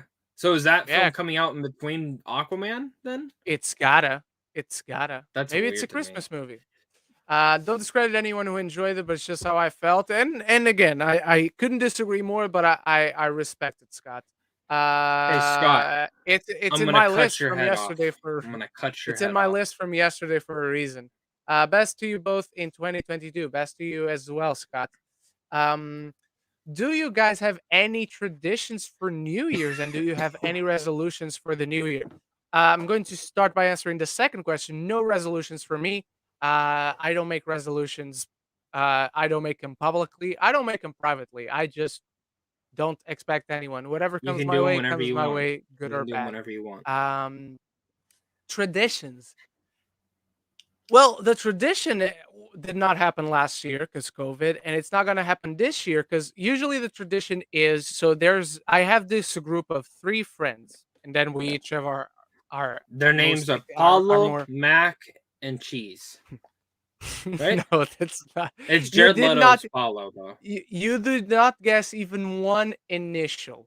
No, Damn. you did guess one initial at least, not the name, but one of the initials. Um, so basically, there's this group. There's 4 of us, and then we have more friends, obviously. And one of us is this big house, and usually New Year's Eve we go to their place and just get drunk all night, play games and whatnot, catch up with other people from college, from uni and whatnot. Last year it didn't happen. Obviously, this year was going to happen, but the host, the guy who has the house, caught COVID, and is in isolation until the 5th of January. So I'm going to go with the other guys in the group. We're going to go out for dinner tonight, but with the restrictions now, we can't do much else. But the tradition itself, which is to be So with each Portugal's pretty other. strict. Yeah, these weeks between Christmas and New Year's, which is like the weeks I can enjoy stuff during. But yeah, I'm going to have dinner and that's it. I'm gonna smoke something, but that's it. How about you, Zach? What's your tradition? So typically I'd have like a bunch, like my family would throw like a. I mean, we haven't done this since before COVID started because COVID. But typically we'd have like my family would throw a party, so like I would invite all my friends over, and we would all hang out. My family would do their thing, and we would drink and have fun. But we were gonna do it this year, but it's a little bit weird, so we're not doing it this year now. So me and my girlfriend are literally just gonna go to dinner and then come back and watch movies, which that's fine because that's typically what I do on New Year's Day. But also what I do on New Year's Day is I also go and spend money, because what's the best way to ring in the new year? By spending money. But I don't have Yeah. anything to buy, so I don't think I'm actually gonna do that. I don't know. There's a store that my dad told me about that actually sells hot toys out here, and I might go to there and maybe buy a hot toy. Because I'm Wow. impatient. I want my Zack Snyder Justice League ones that I pre-ordered. So been waiting on that. Or what I also might do, and I love doing this, is I go through every year. I call it a pop cleanse. I go through all my Funko Pops and decide which ones do I want and which ones do I not need, and then I go and Mhm. sell them all. Alrighty. So, Tony Movie Chappie. Thoughts on the Rocksteady? This was by the hilarious. way, you do have a super chat. By the way, I do. Holy shit. Hang on. Hang on. it's Max Bolton. Max Bolton. Thank you so much, Max Bolton. Shout out to you, sir. What do you guys want to achieve by the end of 2022? I want to get production Pregnant. done on a short film. And when I mean production done, I want to start shooting it and have it ready by the end of 2022. I want to reach 10,000 subscribers by the end of 22. It's not going to happen, but might as well shout it into the universe. Manifest that Um, shit. I want to get invited to a Marvel press junket. Not press. Let's not aim too high. I rather the 10K than a press junket, to be honest. 10K subscribers and invite to a premiere. of a Marvel, an MCU movie, and that's it. What if it's I think Morbius? no MCU movie. I specified. I was very I feel that. specific I in know. what I I know want. you did. I know you did. MCU film, sir. I know. All I right, know. Zach. What about you? I'd like to go full time doing this. All right. That's my goal. That's my biggest one. I'm manifesting it. Let's see if that goes. I have a couple others, but they're more private, so I don't. I honestly want to buy a house by the end of 2022 as well. So I've been saving for that. Um, so I'm that's a going to thing. move, so I still don't want to think about buying. I've never wanted to rent like that. That's just my personal thing. Is I've just why rent when I can buy and it's mine and it's like I don't have to worry about a landlord or anything like that. I can put a hole in the wall if I want to, like shit like that. So so like literally like my closet has so much shit like artwork and it's literally Okay. for like my future set. But All right. those are like two goals for me. And then like Mhm. YouTube wise, I don't know, like I just like I don't know, less shitty people in the world. That's something I'd like to achieve Eh, by just getting less shitty people. And No, also, by the way, if we're gonna, I only focus I have on another YouTube. one. If we're gonna talk about professional stuff, you know, Zach, how we talked about several times how the dream project for me to direct, if I'm ever to do a film, would Yeah, be a live action Treasure Planet. So absolutely. I'm going to break you a scoop right here and right now. If I was to get a break from one of the extra gigs and modeling gigs that I do on the side to win some, um, if I was to get a break as an actor, my dream role as an actor would be live action Disney Tarzan. I have the hair. I'm working on the bod for it. So Disney, I know you want Kevin Feige. We know you watch. If you found So out they were go doing ahead. auditions, would you do it? Would you try and get in? Yes. Yeah. I don't know how I would find out in the first place, but if I found out, I would do anything I could. I would ask around because I have friends who are actors in the UK. So I would ask around. Look, I can have the bot give me one of them personal trailer trainers that from Marvel. Get me on the Tarzan shape. The hair is there. You don't need wigs, and my hair already looks better than any wig. So Tarzan, baby, I'll be on the thong for Bob Iger. All right, I that's didn't need my to hear that last confession. piece. I didn't need to hear the thong for Bob Iger, but you know, there you go. Cool. There you go. All right, Tony Movie Chat. Thank you again, Max, for your super chat. Thoughts on The Rock sticking to his words and saying he's still Good. return for Fast and Furious 10 and 11. I'm a bit disappointed by this news because it's going to feel a bit Can I start this one? weird. Yeah, Can I sure. start this one? Okay, first, you say Fast 10 and 11, and I think we're very confused by this because they said they were going to film Fast 10 and 11 back to back. But then Vin Diesel's only saying Fast 10. So what the fuck is it? Are you doing Fast 10 and 11 or are you just doing No, Fast no, 10? they are doing Fast 10 and 11. 10 and 11 will be at like a part 1 and part 2. Yeah. Dumb. But anyways, that's just fucking stupid. Second, I agree with you. Yes, it is a little bit weird. And I feel like the biggest reason they're trying to get him back is because if you did see Fast 9, obviously they hinted that Jason Statham was coming back to the franchise, which is interesting. But But also, so it where's the didn't next? do a lot of money compared to the other ones. No, but also where's Hobbs and Shaw? Obviously, wouldn't. Yeah. That's my I'd thing. rather Where's the see a second? Hobbs and Shaw too. I'd Me too. rather see a Where's Hobbs the and Shaw. sequel to that? I honestly, I don't think we're getting one now, because You the way don't. that Dwayne's when I read his interview, the way it came Mhm. out to me was he's done with this franchise. I really read it that he's done with the character, he's done with this franchise. Nah. I don't think so. I think it just means like the main line. Okay, I Fast hope so because franchise. I didn't love Hobbs and Shaw, but I love the character, so I would like to see that return. But you know, good for him for sticking to his fucking word. I when Vin Diesel posted that, I'm like, you are the dumbest fucking person. The And the fact way that he the went post was about it still up, was completely wrong-headed. He well, should and not have yeah, played the Paul Walker and the card. fact That that was they had already completely wrong of talked him. before that, Yeah. and that's what The Rock says is that they talked. Mhm. So Doesn't make any dumb. sense, but No. You reap what you sow, Vin Diesel. Jico EP, what do you think of film Twitter attacking people, particularly Jeremy Johns, for liking Free Guy, especially in comparison to Matrix Resurrections, and putting it on his best list? Number one, you guys don't know I'm not. You guys know I'm not a fan of Jeremy Johns nowadays. So I'll say this: he's right in what he says. That Free Guy is a better Matrix Resurrections film than Matrix Resurrections. What do we think of film Twitter? What is there to think? It's people who are so insecure in their own opinions. Their response is to always attack, attack, attack. Never have a discussion, a conversation about anything. It's you disagree with me, I'm going to kill you, and that's all people do these days. So those are my thoughts on the film Twitter part of it. Yeah. What about you, Zach? Anything? Who gives a fuck? It's someone's opinion. Like, I saw someone tweet out and they're like, if one of your friends liked Spider-Man No Way Home more than Matrix, you shouldn't be friends with them anymore. And I'm like,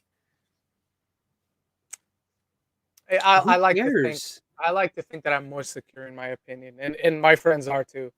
But like that's my thing. Like, who cares? That group of guys that I just told you about that we spent New Year's together, Zach, all of them hate Guardians of the Galaxy Volume 2. And you know how I feel about Volume 2. They always bust my chops. And you guess what? We're best friends to this day. Yeah, I mean, fun. Film's subjective, man. My best friend hates Eternals. He said it's the worst Marvel film ever made. We're still friends. And he has fun with you discussing that. Like, we don't have fun talking about that movie. One of them, they loved the original Suicide Squad, and to this day, I mess with them. Like, they start. What they whenever think of we the disagree, new one? What did they think of the new? Oh, one? They loved it. They loved it. Okay. They like it more, and they don't like the 2016 one anymore. But back when they saw it, they liked it. Because my parents, when I want to mess with them, I'm like, oh yeah, but you liked Suicide Squad. He's like, my dad likes the original one more than a new one, and I nearly wanted to kill him. Like disown your father.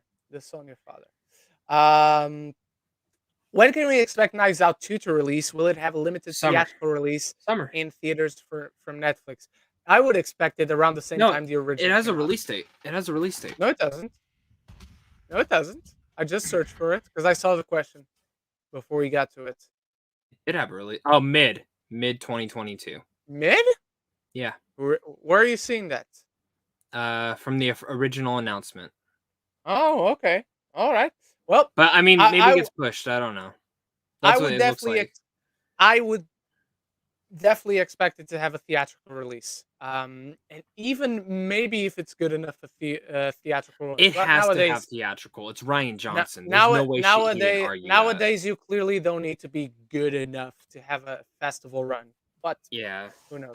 But I'll be honest. I think with it being Netflix, I mean, okay, so if it comes out during the summer, I think we get a 2-week earlier thing like they always do for theaters. But if it does get pushed for theater-wise, I'm going to, or not theater-wise, for festival-wise, I think it does go through the festival circuits, at least TIFF. Mm-hmm. Alrighty. Speaking of Star Wars Eclipse, have you guys been hearing about the behind the scenes? That's what we talked about. That's kind of what I mentioned, yeah. Also, what are your guys' top 5 movies you look forward to in 2023? I still have to make my mind about the 2022 ones, man. I think I already know one of Zach's. Well, that's my number 1. Yeah, Dune. Number 2, Indiana Jones 5, though. Indiana Jones 5. Mission Impossible 7?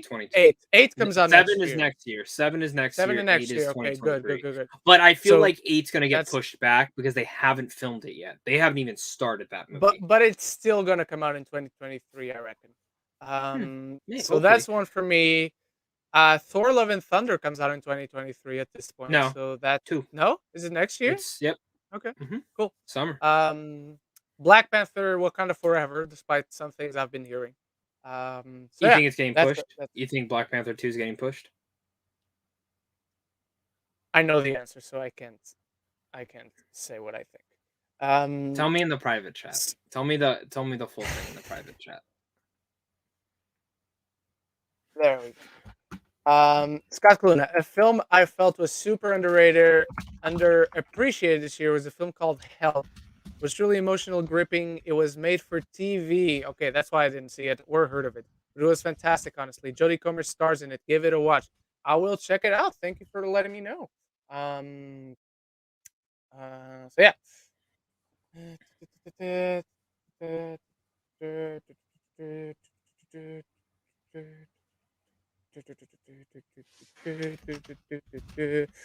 Where are we? Where are we? More questions. More questions.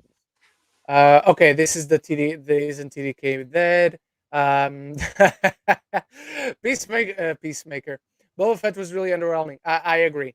I agree because if you look at that episode, I like it because it's Boba Fett. But what's the story? Story wasn't really kickstarted on that first episode. Um, James is sleeping on Peacemaker for sure. Lady Aaron, best and worst supporting performances of 2021. That's way too specific. Best. Hang on. That the I'll do variety best. one. I ain't doing the worst ones. I Is can't. it I mean, supporting or is it supporting? yeah. Yeah. I mean, Jared Leto. I mean, there's my worst. That's Variety is the worst. But best performance. Best supporting supporting. actors. An underrated one. Rebecca Ferguson and Dune. Yeah, that's a good one. Supporting actors, you got Karen Hines and Jamie Dornan in Belfast. They're amazing. Troy Kotzer in Coda is sensational. I J.K. interviewed him. Simmons in Being the Arizona. Ricardos. Ben Affleck for The Tender Bar. And The Last Duel. Yes. Vincent Lindon for Titan is amazing. Mike Feist for West Side Story is great. What's the Olga? The older lady from In the Heights.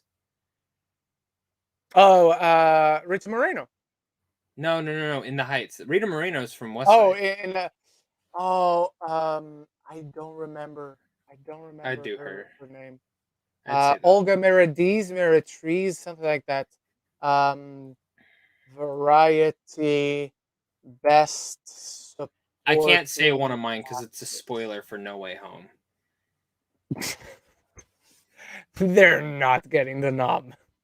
I'm not saying they will. I'm just saying best. Ariana DeBose in West Side Story. She's winning. Yep. She's my front runner. She's my front runner. I'll take it no other way. Katrina Ball for Belfast is also really good. She's my number 2. Mary Madeline in Coda is sensational. I never know how to say her name. Jean Ellis for King Richard, and Dowd in Mass. Those Martha Plimpton in Mass. Yeah, I liked her more. Okay, Bloodsport deserved the show instead of Peacemaker. Yes.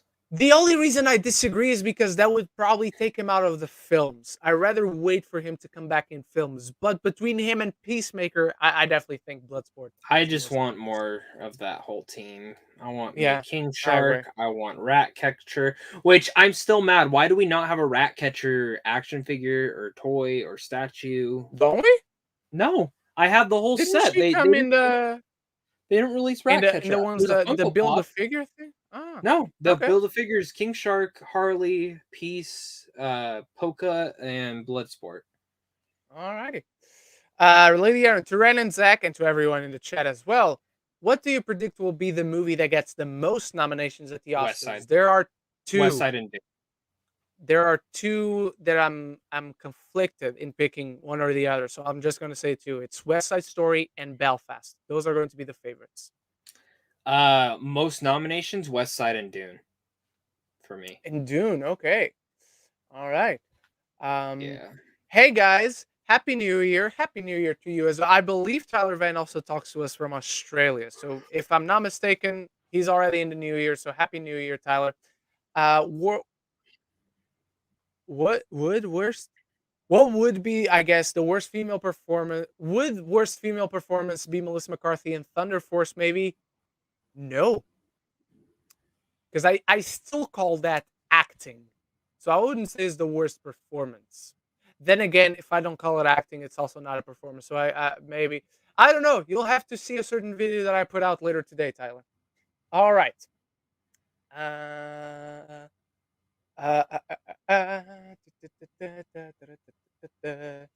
Chloe Grace Moretz and Tom and Jerry was But she was trying. She was trying damn hard. Poor thing. Um, is Thunder first? Thunder or Melissa? Yeah, both are bad. I guess both are bad. Questions. Where is questions? Um, do you guys like The Witcher? I am on episode. I finished or not? I'm either on episode 6 or 7 of season 2. Yes, I love The Witcher. I'm just watching it with. I'm watching season 2 with my dad. That's why I'm taking my sweet time. I'm actually going to see what episode I'm at. Zach, do you like The Witcher? I love it. I haven't finished season 2 though. Netflix only gave us the Oh, first 6, and I've watched the first oh. 6, and I haven't had time to go back yet. Okay, I've also at this point only seen the first 6. The next Damn, one I that have action coming scene at up the end of is 6 was awesome, wasn't it? and then the cliffhanger at the end. Them at the end. So mentally, I think I've told myself I'm done with the season because that's all they gave us. So I think that's why, because it ends on a cliffhanger. So I'm like, okay, we're done. I'll just wait till the next one. But there are 2 more that I need to watch. I definitely still want to finish it, but at this point, I'm only going to finish it next year. Scott Cluna, how was your guys' Christmas? Very good. Thank you for asking, Scott. Hope yours was as well. Mine, at least. I trust that Zach's was too. Any cool presents, and what are your ambitions for 2022 and for your individuals? So, ambitions we already addressed. Presents, I didn't get too much. I got Cruella on Steelbook, Black Widow on Steelbook, and then I got the 2 new Pokemon games, Shining Pokemon. Pearl Have you started Pokemon? and no. Only when I get to London because my Switch is there. I didn't bring my Switch to Portugal. Only the PS4 because I need to watch Netflix and Blu-ray some way, so I need to bring the PS4. The PlayStation 5 and the Switch stay there. So yeah, only those 4 things. Those 4 things. And aspirations we already talked about. How about you, Zach? My grandmother surprised me with 2 original posters for Indiana Jones: Raiders of the Lost Ark Oh yeah, I and saw Dead Man's that. Chest, which are really cool. I don't know what she got them from her friend. Like her friend didn't want them anymore, so it was like one of my gifts. I was like, these are fucking cool. I don't have room to hang them, so they're actually hanging downstairs in like my dad's man cave. And then I got Pokemon as well. I still haven't played it. And then my Which one did you girlfriend, get? Did you only get one or both? Diamond. Yeah, I just got Diamond. Okay. And then my girlfriend got me the Hulk omnibuses that I wanted. Thank you for sending me the Yes. links. And Because then of that, I'm rereading. I'm rereading. are they? Hulk. It's really good. And then I got a bunch of books. So like I got that Marvel Studios book, which is Yes. fucking great. But my sister got me something. She said it's Spider-Man, but it's not here yet. But she didn't tell me what it was, so I'm interested to see what it is. Mm-hmm. So, by the way, you guys want to see something cool? I showed it to Zach before we start. But look at my screen. I'm going to put myself on solo layout for a bit, Zach. Hang on. Look at this. Woo! We're in the disco, everybody. This is dance a cool party. light. It looks like This Baby guy. Yoda behind you is having a dance party. He is with the guitar next to him, with Gertrude next to him. Let's go, baby. Hang on. Now I need to settle on the red hue. That's cool. That looks good. A bit more. That's the one. Alrighty. I just wanted to flex my light on you that I can control through an app. Yeah. James says surprising Mitchell's the Machines, which is a good shout for surprising because I was not excited for that film at all. It looked messy, and the 2 storylines with the family and then the robot apocalypse didn't mix well. And how surprising was that? It is somewhere in my top 10 of the year, and I'm sure it's on James's as well, and on yours as well, Zach. And then disappointing Nightmare Alley, which I disagree with, though that movie does not make my top 10 for a reason. Surprising Shiva Baby, also good shot from Leo. Disappointing House of Gucci. I can't agree with disappoint personally because I was never very excited for House of Gucci. Zach, what about you? Surprising. I wasn't surprised by Shiva Baby. I think it's just underrated personally. I love that movie. Disappointing. It's really good. It's missing an ending. That's my biggest issue with Shiva Baby. It's missing it like just ends. Like it I doesn't feel actually, like it I has a don't proper ending. mind the ending. I actually like the ending. Disappointing. House of Gucci, I was never excited for ever since it was announced. I'm not a big fan of Ridley Scott. I don't care. Oh, surprising wise, Last Duel. The fact that Last Duel was great. I guess Eh, that's a good one because for you, yeah, I, that makes sense. I just Ridley Scott. Not. I knew one of these movies wasn't going to be good though. I knew one of them. Yeah, There's no way Ridley Scott releases 2 movies in a year that I'm going to love both. There's no fucking way. Never in a million years would that happen. And honestly, I'm sure Ridley Scott has somehow seen me talk shit about him on one of these podcasts. And if I ever got the chance to interview him, I probably wouldn't because he'd probably tell me to fuck off. So true. That many since Scott. My 5 top favorite movies of the year. Number 5, Mortal Kombat. Nice. Number 4, Shang-Chi. Number 3, Venom, Let There Be Carnage. Number 2, Black Widow. And number 1, Zack Snyder's I'm going to Justice assume you League. have not seen Spider-Man or Suicide Squad. I know the miniseries got commented on my comic book movies ranked of 2021. I don't remember where he has Spider-Man, if he has Spider-Man. But now that I'm thinking about it, I probably could and should have added Mortal Kombat to comic book movies because it kind of counts because there are Mortal Kombat comics. But I didn't. But it Oh didn't well. originate as a comic. I You know know, what I but mean? neither did Snake Eyes, and I have it on the comic book movies. So yeah. Uh, duh, duh, duh, duh, duh. Hang on. We had a jump. I need to locate myself and find some questions. Duh, duh, duh, What do you? duh, duh. Here we are. Lady Aaron. Time for a really difficult question. What are some of your favorite and least favorite movie scenes? Oh, favorite. One of my favorite scenes is the back of the pickup truck scene from Coda. The scene in Spencer when she's pretending to be soldiers with the boys, and Icarus's realization in Eternals. Those are a few. And how do I say this? The meetup at the school rooftop in Spider-Man: No Way Home. That's all I can say. The entire second. I there's a couple. There's a point in No Way Home that every moment from then on is one of my favorite scenes of the entire year. But if we're talking specifics, it's not a spoiler, but there's one of Spider-Man standing in front of a giant TV screen that I thought was fucking masterfully shot, and I love that scene. When J. Jonah Jameson is just sitting there spewing nonsense as he's sitting on there, the TV. beautifully shot. And then every scene after that, perfection. Another one, don't ask me why, but King Shark in the back of the bus looking at all the people. There's just something emotional to me about that. Dune, the part in the helicopter when Paul Atreides and Lady Jessica takes out those people using the voice, I thought was fucking great. And those are kind of just the ones from my main favorite films of the year. Alrighty. Gico AP, Ren confirms to be an Emily in Paris fan. You're goddamn right I am an Emily Paris fan. Is it a good TV show? No, it's absolute trash. It's a guilty pleasure show for me, except I do not actually feel guilt because Lily Collins is amazing. Bruna's you're in here. goddamn right. Bruna's in here. Where She is left a Bruna? question. 8:46 Okay. a.m. Well, my time, 8:46.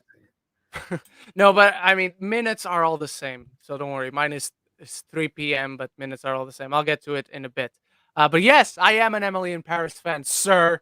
How dare you insinuate otherwise? I actually just tweeted about it last week when the show came out because I'm like, hey, my guilty pleasure show is back. Except I don't feel any guilt because Lily Collins is lovely.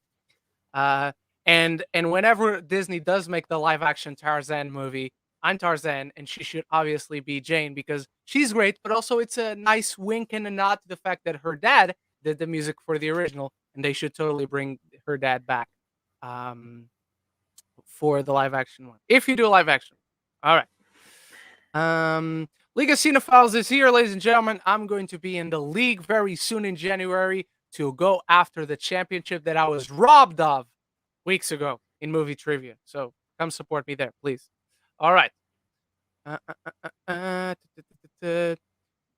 All right, we just talked about it. Do you think the Goat Cat Bane will be in Boba Fett? There's a very good chance it will be. I'm not comfortable enough to bet on it, but I wouldn't be shocked Who wants to make a Um, bet with me? who wants to make a bet with Zach? Go ahead. Go ahead and tell Zach in the chat. Tony Movie Chappie, Ren, have you ever thought about having Tyler Tompkins as a guest for Geeks of the Roundtable? Okay, have I ever thought about it? No, but I will explain why I didn't think about it. Because Tyler Tompkins is someone who I know only by name. I know I Zach is love him. familiar with I him, talk to and him every day. Zach has mentioned his name repeatedly several times. But I know the name Tyler Tompkins, but I have no idea who Tyler Tompkins is. If I'm not mistaken, I think Griffin is also familiar with him. But We again, have a group. I I personally have no idea who the man is. So that's just it. He's a legend for all I'm concerned because there's this one person in the world called Tyler Tompkins, but I His have his no clue. videos aren't even up anymore. He took them all down. So Okay. I didn't even I know he had love a channel. Tyler. Again, I love Tyler. I love all Tyler. right. So it's me, Griffin, and Ty. We all went to Florida. I mean, Griffin got invited to that Toy Story thing, and me, Tyler, joined him for that whole thing. So we got to go to Disney World for free. So we have a whole fucking group chat. We have a whole group chat. We talk all the time. They don't invite me onto this group chat, so I don't know. You don't have an American phone. I know. I'm totally kidding. But I have WhatsApp. What's that? You don't have WhatsApp? No, I don't have that. What the fuck? I don't know what that is. What the fuck? What? How do you know? What do you mean you don't even know what WhatsApp I don't know what it is. I'm guessing it's like a texting app. Yeah, that it works for everything globally. You don't need to have an American or a Portuguese or UK or nothing. Yeah. Huh. I have a chat going right now with what's his name? Diego is in one of these chats that I'm at in WhatsApp. Yeah. And people from around the world are in that chat. Yeah. That's cool. I'm just shocked that you don't even know what WhatsApp is. No, I've heard about it, but I don't know what it is. You've heard about it. Okay, Yeah. it's just weird to me. All right. League of Cinephiles, what do you think of Star Wars going back to Tatooine continually? It's something that hadn't clicked in my brain until I just read this question. Within the Skywalker saga, it works because it's a significant place that kicked off the events of this whole story. But if they ever step out of the Skywalker saga and of the timeline of the Skywalkers and continue to go back to Tatooine, then I find it a little bit strange. But right now, I think it's kind of a cool thing that everything just happens to bring us back to Tatooine and other stories emerge from that place. I think it's cool. All right. Where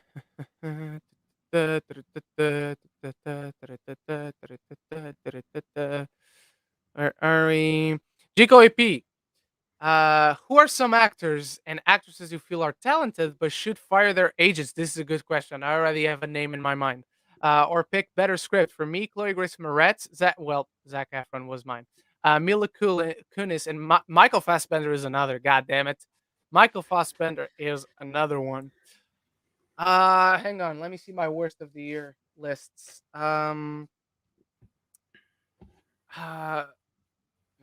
Benediction is maybe one because I think Jack Loudon should fire his agent or at least force him. Everyone involved with the kissing booth should fire the agents that got them on that job. Henry Golden and Andrew Koji after Snake Eyes should have fired their agents. I don't know. That's it. Those are a few of the ones I got.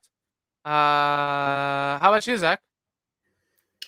It's funny. Zac Efron did actually fire his agent. He has a new one right now. Yes. Good for him. Did you see his show, like his documentary thing that he's down in Australia? I didn't. So I heard good. It was good. I heard it was really so good. Michael Fassbender. I mean, yeah. After the Snowman, fuck yeah, I would do the same. Oh, God.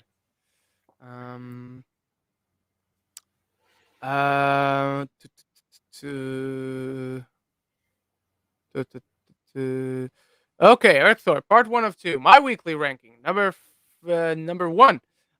Game of Thrones season 4, episode 4 through 10. The rest don't come close this week. Number 2, The King's Man. Number 3, The Witcher, episode 3 through 8. Number 4, Don't Look Up. It's growing on me. Number 5, The Wheel of Time, episodes 7 and 8. Number 6, The Book of Boba Fett, episode 1. Number 7, Ron's Gone Wrong. All right. Thank you for sharing. Citizen Devi, how many boosters are you looking? If you're talking about the vaccine, just one for now, at least. I'm taking mine in January. All right. What are some performances that you think deserve to be nominated for awards, but sadly will most likely not get the nominations that you hope? Emilia Jones in Coda, for sure. Tom Holland and Willem Dafoe in Spider-Man: No Way Home. And even before Willem Dafoe, I would probably nominate Tony Leung as Wen Wu. Yep. That's one I'd nominate. Jason Isaacs, the entire cast of Mass will not be nominated. Good shout. Good shout. Yeah. Good shout, Zach.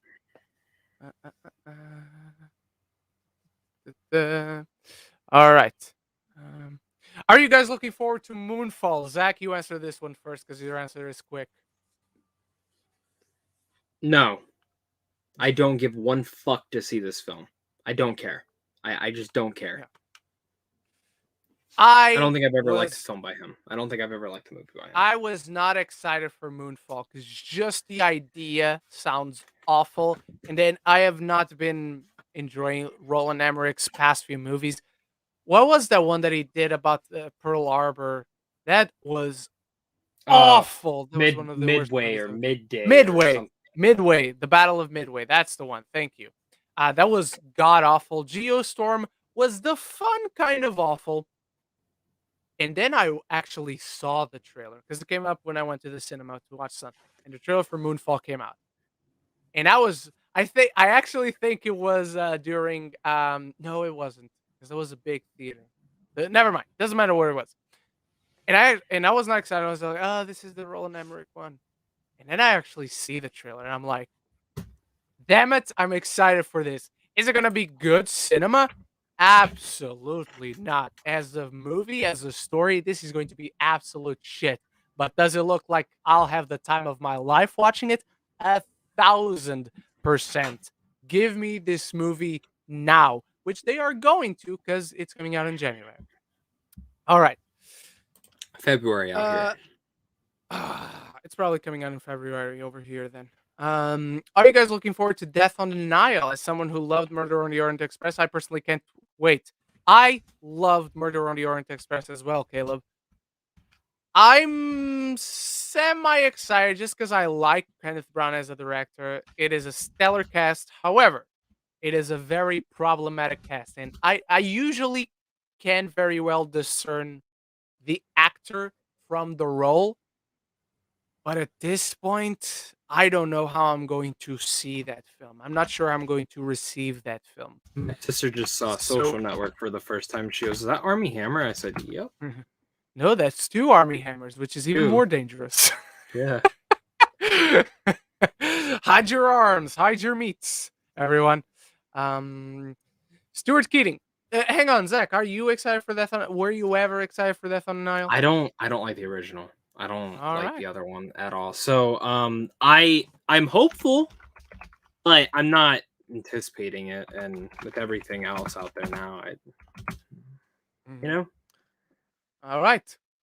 Happy New Year, guys. It's already 3 a.m. Damn it. On January 1st in Australia, the rest of the 2021 peasants need to catch up. I will catch up before he does. It's already 8 p.m. over here. So soon enough, I will catch up. Don't worry. And Happy New Year to you, Stuart. Thank you for being here.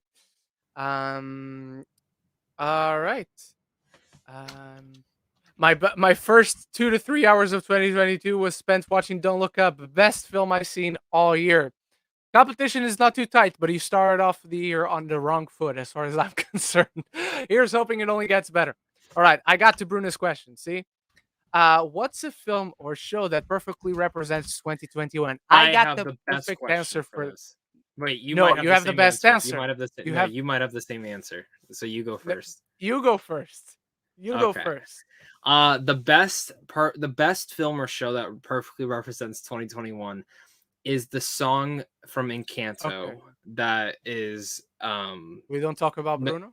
yeah, but instead I think of We Don't Talk About Bruno. She finally saw Encanto this Did week. she like it? Yeah, she really liked it. And she finally, because I told her, I know you're complaining about Disney always having the characters Bruno with the Silencio Bruno, and now the We Don't Talk About Bruno. Watch Encanto. You're actually going to love Bruno, and he's probably the best character in the film. To me, the film that perfectly represents 2021 is Dear Evan Hansen, where we got a bunch of emotional parasites feeding on each other's turmoil, like the main character for that film. So that's the one that best represents 2021. And then we got the hyperbole that is the internet reacting to every and anything that anybody says on it. All right. Oh, I have an answer for this already. What are some sitcoms that you guys couldn't get into or don't get the hype? For me, easily Friends. I don't think it has aged well and super corny. Runner up and a recent one, Schitt's Creek. All right, Bruna is still in the chat, I believe. I'm going to give you something that she entirely agrees with. I'm going to give you something that she entirely disagrees with, which just shows you how beautiful opinions are and how we can still be friends, even though we disagree. Schitt's Creek is also one for me. We watched me, Bruna, and our other housemate. We watched like the first 3 episodes. Couldn't get into it. Did not laugh once in those first episodes. So we just completely Same. gave up. Same. I don't get it. It's not funny. Number 2. It's also one. This one, however, I understand the charm and all, but it just didn't appeal to me, and I didn't care to watch any further. Bruna entirely disagrees with this one, and her and our other housemate, completely fell in love with this show and have stuck with it ever since. That is Ted Lasso. I get it, but it's not appealing to me whatsoever. Like I didn't care to. Okay, I got the gist of it. He's completely wholesome and charming and a wonderful person, Wow. but I didn't care to watch the show. Wow, you heartless motherfucker. You heartless I got the motherfucker. gist. What else? You know, It's I so watched good. like I the love that first 2. show. I didn't watch 3. I watched the first 2, and then I was like, okay, what else? And the show didn't give me anything else to keep going with it. All right. Do you have any, Zach, besides Schitt's Creek? And clearly, you also disagree on my take with with Ted Lasso. Everyone's gonna hate me for this one. I've just never gotten into it. I promise one day I will. It's just not on a streaming service that I have to watch it. It's How I Met Your Mother. I've never watched the whole thing. I don't get it. I want to watch it. It's on Netflix. Not out here. No, not out here. Yes, it is. No, yes, it's not. It is. I will look right fucking now. There's no way it's on there. Give me a share screen, motherfucker. I don't think I can share my screen. I don't think I can share my screen since it's like Netflix. Let's see. Wait, I'll try. Let's see. I'll even share it before I look it up. Okay. So here we go. Oh, hang on. For you, because over here it's in both places, but for you now it's if it's not on Netflix, check Disney Plus. It might be on Disney Plus. I don't have. Okay, it's not there. Okay, so let me try Hulu. Let's try Hulu because it's not gonna be on Disney Plus out here. It'll probably be on Hulu. All right, here we go. Make sure you don't open. Hang on, take that out. I'm going to take that out of the screen while you type your password. It's saved and stuff. Okay, you can show it now. I know, but don't want to risk anything. Okay. Oh, Letterkenny is out. I need to get back on Letterkenny. I love that first season so much. Okay, there you go. And How Much Your Father is about to come out. I'm not excited for that. I've heard shit about it. So, I did watch this though. This was great. This was great. My recommendation as well, ladies and gentlemen. All right. Yes, but this is one you never got into. So when you do get into, you're going to love it. I'm absolutely sure. I did not once dye my hair in blonde because of the character in that show. Totally not true. Jico AP. Zach, do you got any video game recommendations for me for the Xbox One? I got the Guardians of the Galaxy game for Christmas, and I'm excited to play it. Are you excited? I heavily recommend getting Game Pass and then trying out Sunset Overdrive. It is one of the most underrated games that has ever been made. It's Ratchet and Clank mixed with Tony Hawk. It's fucking amazing. And it has like Deadpool humor to it as well. So I really recommend that one. And if you can't afford Game Pass every month, the only reason I say Game Pass is because it's like Netflix. You have every Xbox exclusive ever is on there, plus a bunch of other games. So then you get Halo, Halo Infinite right now, Gears of War, every Gears of War game. You get a ton of EA games, like all the Star Wars games are on there. Heavily recommend that, so that way you can play all those. But definitely Sunset Overdrive, since it's only on Xbox. Yeah. All right. Ren, I also got for Christmas 2 comic books. All right. Deadpool Kills the Marvel Universe. That is a fun story. And the Amazing Spider-Man Marvel Masterworks. That scene of Homecoming. Yes, with that and its own, it's called the Master Plan Saga. You're going to love that omnibus. That Amazing Spider-Man Masterworks is sensational. It's got a collection of several stories. Going to be awesome, dude. Happy reading. I'm going to get back on Planet Hulk after this to then get again on a World War Hulk. So again, happy reading. Uh, hey, hang on. You liked Emily in Paris too. We watched it together, the first season, not the second one. We watched. She's currently throwing everything out. She's in Portugal. She's not over there in the UK. Oh, okay. The ending of season 2, by the way, and I'm saying this as someone who thoroughly enjoys watching the show. The ending of season 2 is so monumentally stupid. It's so fucking dumb. I love it. I love this show. I love this show. It's so good. So good. It's so stupid. You know what else is stupid? Yes, me. No. Never mind. I was going to make a mean comment, but I won't. What are your thoughts on Dark City? I never heard of it, but it was surprisingly entertaining and intense. I love Dark City. It's such a good, forgotten piece of sci-fi. Directed by Alexander Proyas, who ended up giving us... he didn't do Equilibrium. What did he... He's the one who did The Crow, I believe, and then eventually did Gods of Egypt as well. Alexander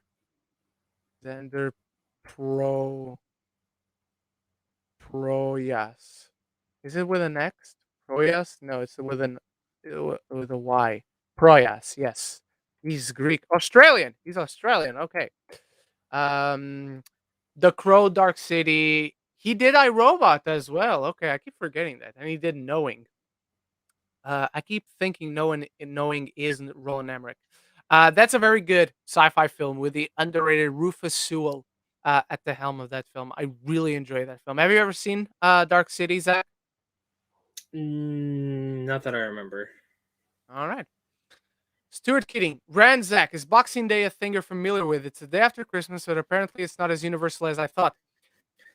I am familiar with it because in the UK it is also a thing, and on Amazon it's also a week like Black Friday where we get a ton of discounts. So that's all I am familiar with in terms of Boxing Day. If I'm not mistaken, I think in Canada it is also a thing. So if Manda is still watching, she can confirm. It's a main thing in Canada. Comments. I know that. Okay. It's a main thing in Canada. All right.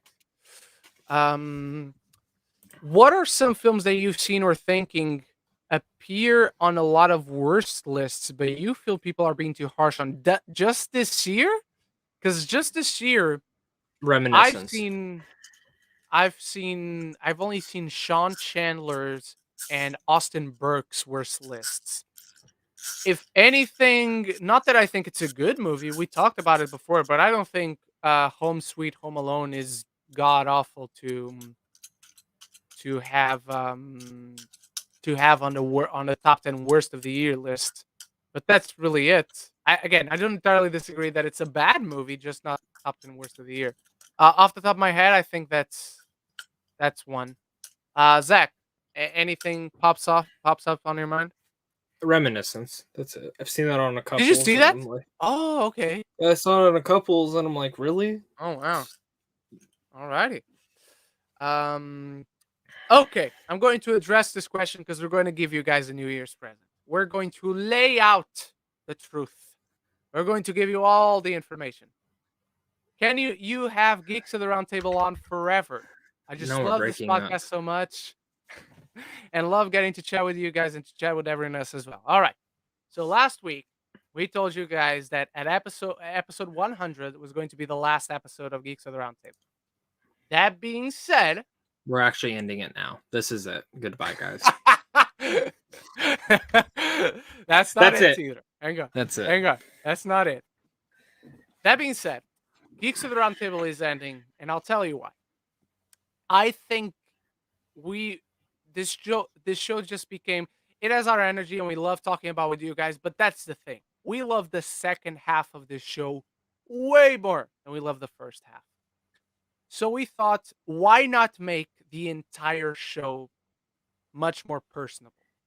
And it's not necessarily we're going to do it professionally when it comes to the visuals, to the mics, to answering your question and whatnot. But Geeks of the Roundtable, I like it as a place where we have created this community and we talk with you guys and you guys talk to us and you guys talk amongst each other. And it's just a very relaxed place for friends who just happen to love movies to hang out.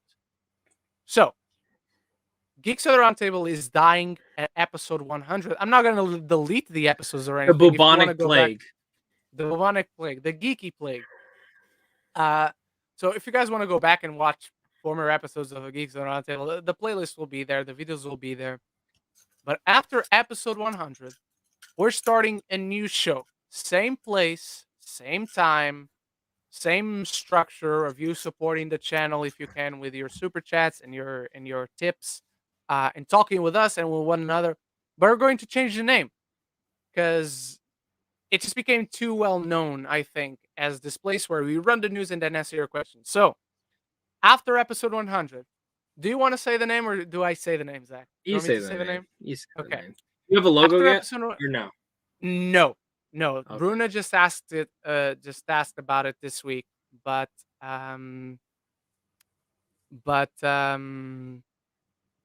logo is Bruna not said ready. they're only ending it because they've ran out of ways to mock Bruna. That's the truth. Oh, we'll still mock you. Don't worry. Yeah. That's going to be one of the segments of the next show. Is going to be just mocking Bruna. It's a roast. The roast of Bruna. The roast of Bruno. The roast of Bruno. All right, so episode 100 is the last episode of Geeks on the Roundtable. We're again going to do an all Q&A episode. And on the watch week that after, be the biggest week. Watch that be the biggest week. Good, because then that crowd will accompany us into the next show. And we're going to start after episode 100. The week after that, we're not going to have a pause, I don't think, unless the logo and whatnot is not ready. But after that, we're going to have our brand new show called This Week in Geek. Start the hashtags. It's out in the world.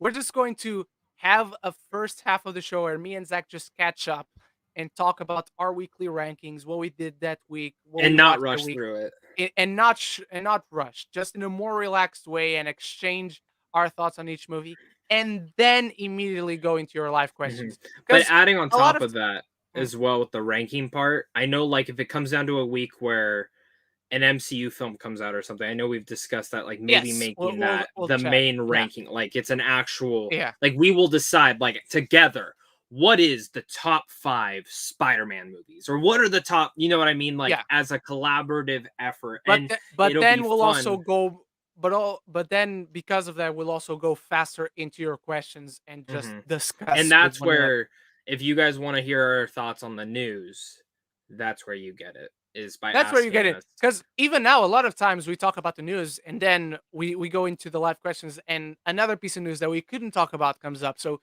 we end up anyway talking about the news, so we might as well just destroy that first half and keep the essence of the show, which is the community and us talking to you.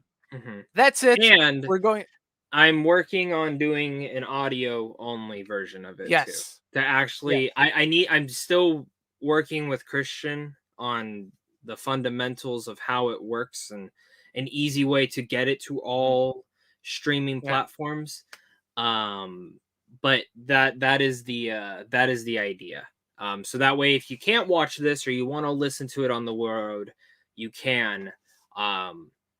It's just, this is a more contained, condensed, down more version that's for you guys to keep the community thriving in a sense. Exactly. It's kind of a reboot with the same two Yeah. people. It's like I Love Lucy. How many times did she play the same fucking character? So, Alrighty. And yeah, that's the announcement that we've been hiding. But now for the next final 7 episodes, you guys know. 7? Yeah, this is episode 94. So then we got 95, 6, 7, 8, 9, 106 for the next. So, well, and then a week between the last episode and the first episode. So yeah.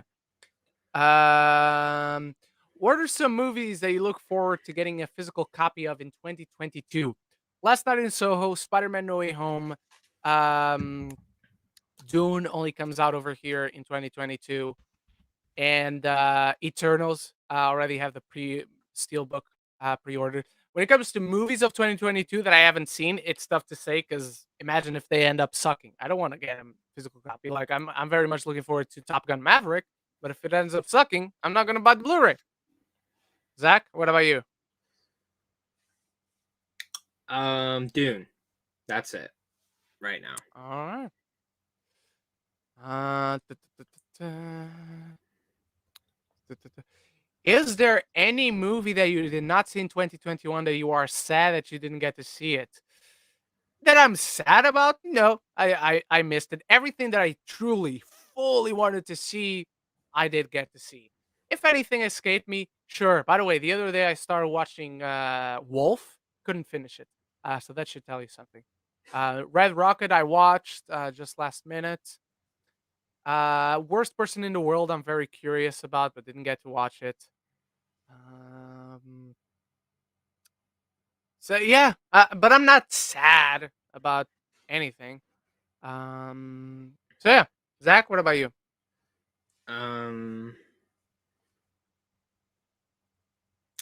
Killing of Two Lovers. I really wanted to see that. Neon All film. right. Well, I think it was neon, but really wanted to see that. Just didn't find time for it. Mm-hmm. All righty. Um, I didn't start getting into Breaking Bad until the last couple seasons, brother. I didn't get into the first episode, so I didn't give it a couple of seasons. There's one life to live, my friend, and I'm not gonna waste my time if I'm not enjoying something after 3 episodes. But that was your prerogative, and I'm glad you eventually ended up enjoying it. Not to say the first 3 seasons didn't have episodes I loved, but it was so slow at times. Zach, you're a big Breaking Bad fan. Do you agree? Yes. All right. Well, And the first season. The after that I was in. all righty. Zach, apparently you did not have shortage of places to watch How I Met Your Mother because Rico EP and Jack Alexander are pointing out How I Met Your Mother is on Hulu and it's on Amazon Prime over there. I just don't want to watch it then. Yeah. Oh, fuck off. I thought you guys were gonna say it's always that's another one. That's another one. When it comes to sitcoms, you don't get the hype for it. I don't get the hype for that one. But Schitt's Creek was there, ready, and available. And I'm always honest with you guys, so I had to be honest about my feelings towards Ted Lasso. Uh, uh, uh, uh, uh, uh, where are we? Uh, uh, questions. We're in the last stretch. Let's get to questions. Last question from me. What do you guys think is the real reason why Scott Derrickson left Doctor Strange into the Multiverse of Madness? He just wanted to go a different direction, and maybe he wanted to use different characters. Maybe he wanted to tell a more personal story and not Multiverse of Madness, and that just did not fit. Um, did not fit in the grand scope of the MCU. All right. Episode 100 will be their endgame episode where they bring in everyone. You know what? We would try to bring in everyone, but even better than that was if everyone who wants to be on the show came in and just asked about it because it's much more tiresome for me to try and go after everyone because I'll probably forget about everyone. So if you guys want to see anybody that we have had on the show, please tag them on Twitter, tag them on the Geeks on the Roundtable, a hashtag on the posts I make about the show. It's just the easiest way for us to get people on it, and for me to see who do you want to see on the show. Because I follow you guys as well on Twitter. I see the notifications. We interact with one another. So really, the easiest way for me to catch who you want to see on the show is just for you guys to tag each other on Twitter. So yeah. This week in Geeks, he started the hashtag. See, it's a cool name. I'm very proud of coming up with that name. I love that name. All right. All right. After the 100th episode of Geeks on Roundtable, hope you guys wear suits for that as well for that final episode. I don't know if you will, because by the time we get to the 100th episode, it probably will be very hot, even in the UK, and Arizona is already hot as it is. Can't wait for a new show this week in Geek. Such a good name too. Thank you very much. Again, I don't know if we'll wear suits. Maybe if it's cold, I'll be like, okay, let's wear a suit. But right now, no. You guys also have to remember, I get up 10 minutes before the show starts. That's true. That's true. You're asking a lot of me to put a suit on in the morning. It's just the upper half. I have a suit on. That's cool. I have a shirt that's a tuxedo, and it says the Disaster Artist on it. Maybe I can find that somewhere. I don't know where the fuck that shirt's at. Alrighty. Yes, Dune's coming out on DVD next month for you guys as well. Because I was just talking about the UK. Do you guys still buy Blu-rays for Disney and Marvel movies, even though they're on Disney Plus? Yeah, I just got Cruella and Black Widow on Christmas. I have Spider-Man No Way Home, and yes, obviously, and Eternals on Steelbook. So yeah.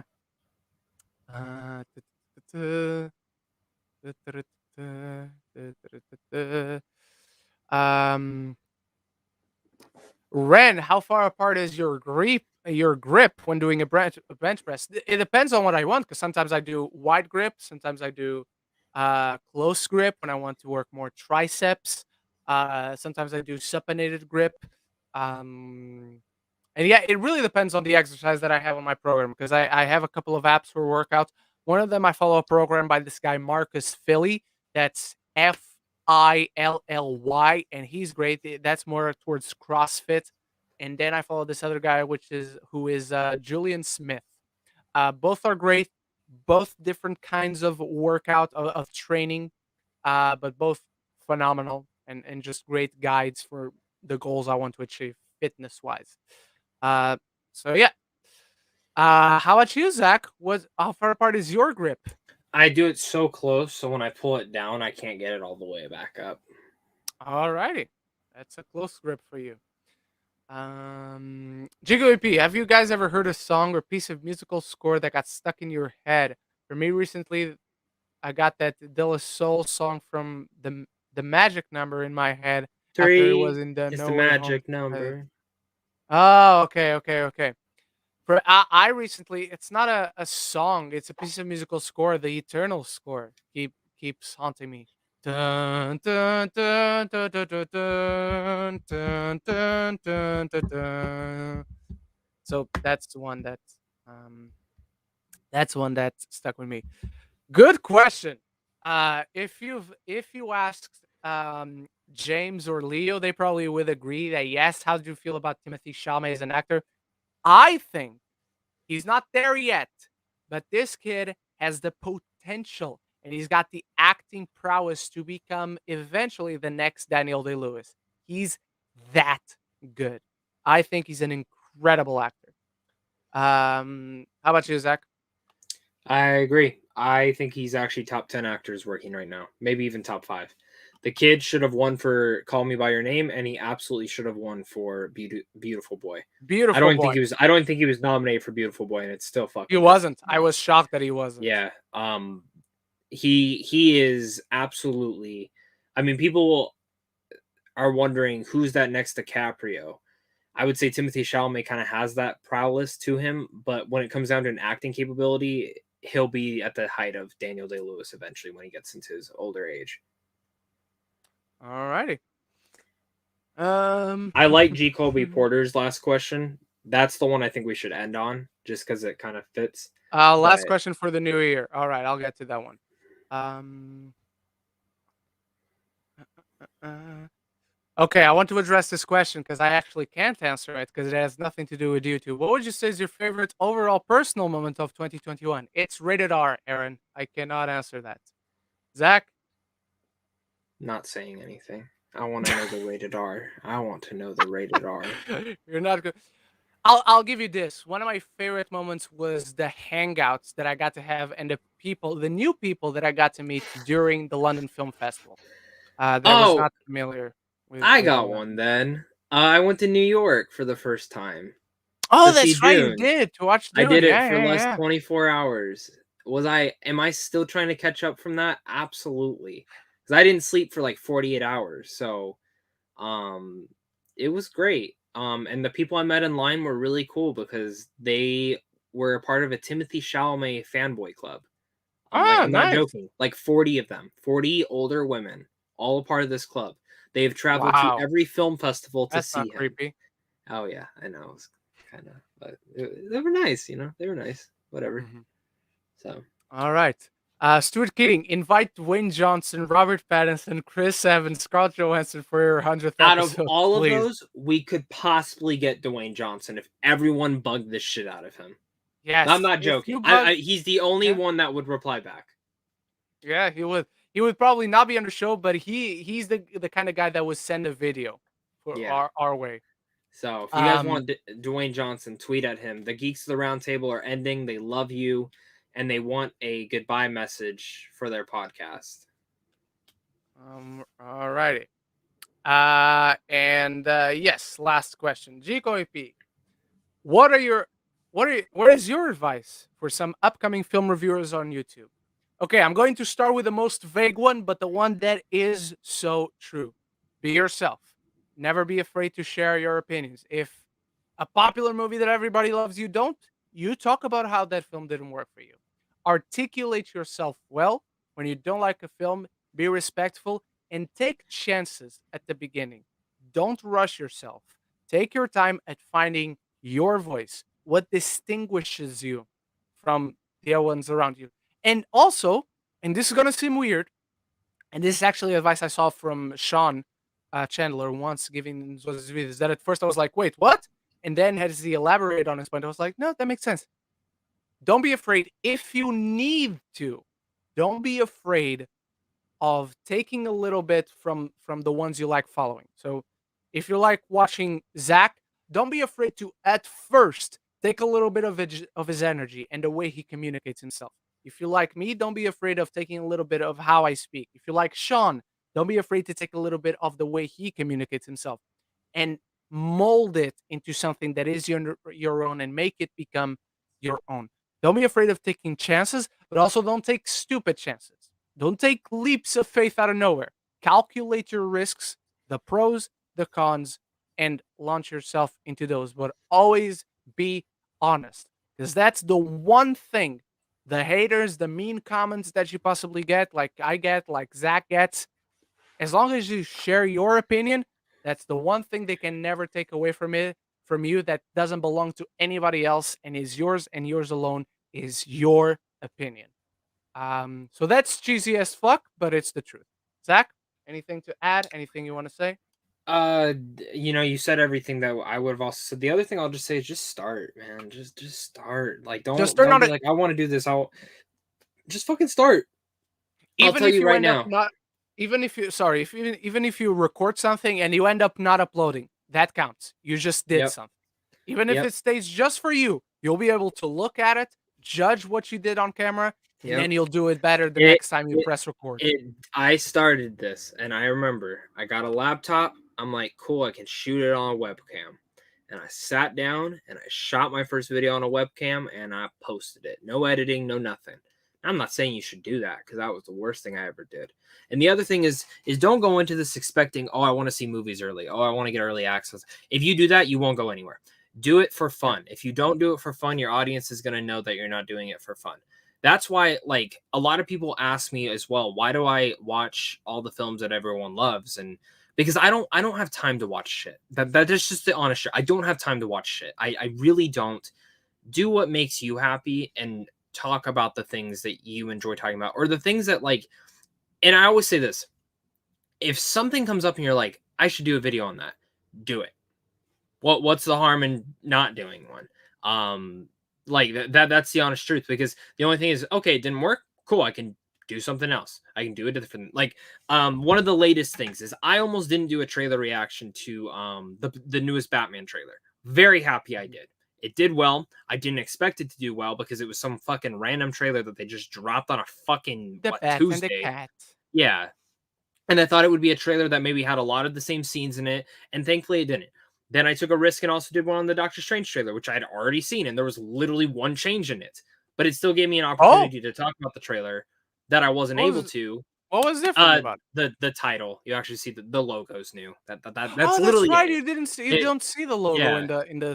So it's a new logo. Yeah. And it was cool. Yeah, like nice. whatever. And I got a better look at it now, being able to watch it at home and actually get to pay attention to all the details. So I didn't get to talk about that trailer on my channel.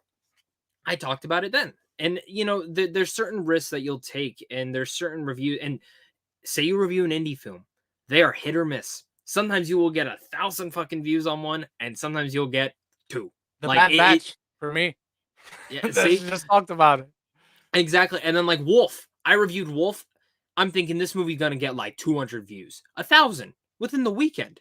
It definitely died after that, because I think the movie just failed at the box office. Yeah. So it's like everyone who saw it was like, what the fuck? I need to go talk with it. So it happened. But like, really, my biggest advice is just do it. Just see it.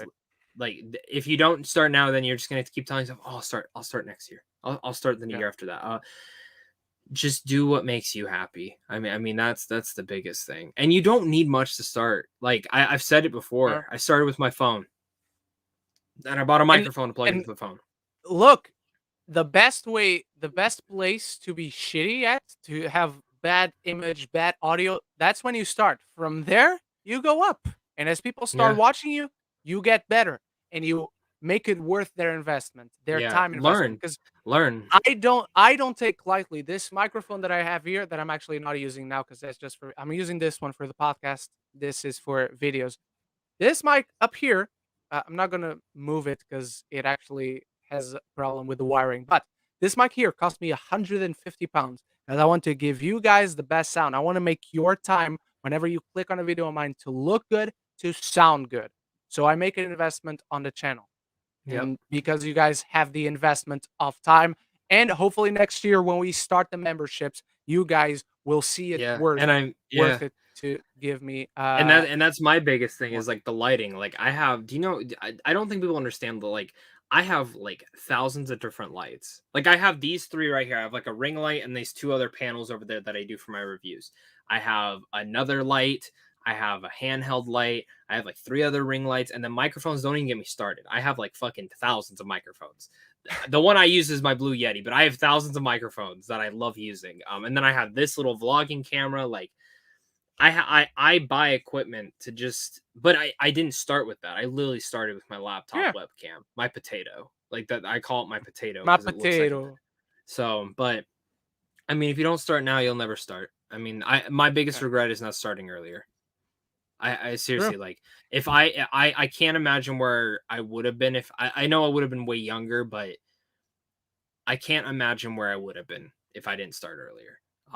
So if you love talking movies, I mean, just start. And then my last big advice is find other people who are around the same subscriber count as you, interact with them, collab with them, because if they start to grow, you're going to also start to grow. It's that back and forth. Don't try and go like straight to like me or Ren or even Sean Chandler and be like, hey, let's collab. That's not going to work. It doesn't work that way. And I'll tell you this. Sean works with us because I remember, and not to say that Sean is an elitist or not. He's not. He's a super down to earth guy, but he knows where he stands, but he also knows he's not better than anyone else. Because I remember I had started my channel and Sean hadn't started his channel. Sean still commented on some of my videos back in 2016. Just throughout this past year, I was looking at my Rogue One review for some reason, and that was a comment by Sean Chandler. I'm like, what the fuck? Sean was one of the first people that I'm like, people comment. and talk, and Yeah. they also like. I never thought of that. So And like, not one of those comments where it's like, "Good video," or, no, it "Oh, was like disagree." actual No, a feedback. Like, conversation, yeah. so And sharing their thoughts on the film. yeah, and he's still the same way. He'll still go Yeah, watch. I mean, he's more exactly. busy now. 3 kids, full time Yes, he's YouTube. a I mean, I get super that. busy guy, and rightfully so, rightfully so. This is So his full-time job, so, yeah. so I get it, but it's exciting, Alright. man. That is it. Happy New Year, everyone, for our friends in Australia. Happy New Year for everyone else here in Europe and over there in the States. Happy New Year's Eve. Enjoy your day. Do something fun. Do something enjoyable, whether we're friends, family, and of course, we'll see you next year. Zach, what do you got coming up in the next few days? Where can people find you? And one last message for 2021. Um, I don't know. Uh, I got my most anticipated coming up. I'm I have my planner, and I have a ton of ranking videos I want to do, and I have a ton of other videos, but I'm also thinking to myself, maybe I just give myself like a 4-day break and then come back and hit Mm, hard. Just yeah, because I am very exhausted from last year, and I didn't take a vacation. I really didn't. Like, it was constantly on the go, yeah. 6 to 7 videos a week. So I'm exhausted. So I might take a little bit of a week off until Scream, because I have to make 3 Scream videos. One because the studio is asking for something. Oh, I can't get into much detail on that. I have my idea of what I want to do.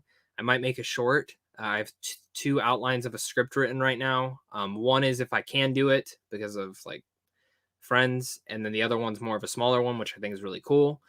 But we'll see. But other than that, yeah, I mean, tons of content coming up soon. And then just follow me on all social medias because Boba Fett. I guess I will have a video out next soon yeah, because Boba Fett's every week now. So on Wednesday. um I'm excited, man. Well, what do you have coming up? Oh, I think for the past few weeks I wanted to do an update for 2022 on Geeks at the Roundtable, but we just don't have time. So later today I got my worst of the year list. Tomorrow I got my most anticipated of 2022 list, and then on Sunday maybe I'll do a live just talking about what's coming to the channel in 2022, what's changing, what's remaining the same, what am I bringing that is new to the channel. Um, because I Yeah. have memberships, but I See, don't just have and I memberships want to do just that for the too. sake of it. I have I want to memberships because I want to give something in return. And I want to give something in return that people find is worth their time and worth their possible investment. So on Sunday, maybe I will probably have a live just talking about what's coming in 2022. Yeah, I wanted to do that, but there's something I'm still waiting on. Mm.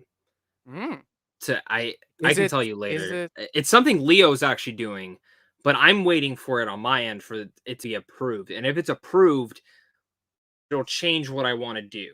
If not, because I don't know if people recognize, I actually got rid of my Patreon for a certain reason for this thing. Now if it doesn't go through, I'm bringing that shit back. I love doing the Patreon. And I like Mhm. that community and friends that I've made on there. So, but if I do bring it back, it'll be like you will actually get like fucking content on there. Like it won't just be like a Yeah. community thing. Like that will actually be like if I make a video, like you're going to get like another piece of content. So Check the so private yeah, chat. yes. Okay. Yeah. So All right, everyone. So expect me later today. Expect me tomorrow. Expect me later on Sunday. And of course, like Zach, I got Book of Boba Fett reviews. I have to really not like to the next episode to not review it. But for now, I'm probably going to review it. So I'll see you there. I'll see you in Parallel Mothers. I'll probably watch that because it's in theaters. I didn't catch it this year, but I'll probably make an effort to go out next week. So until the next one, Happy New Year, everyone. And until next year, love each other.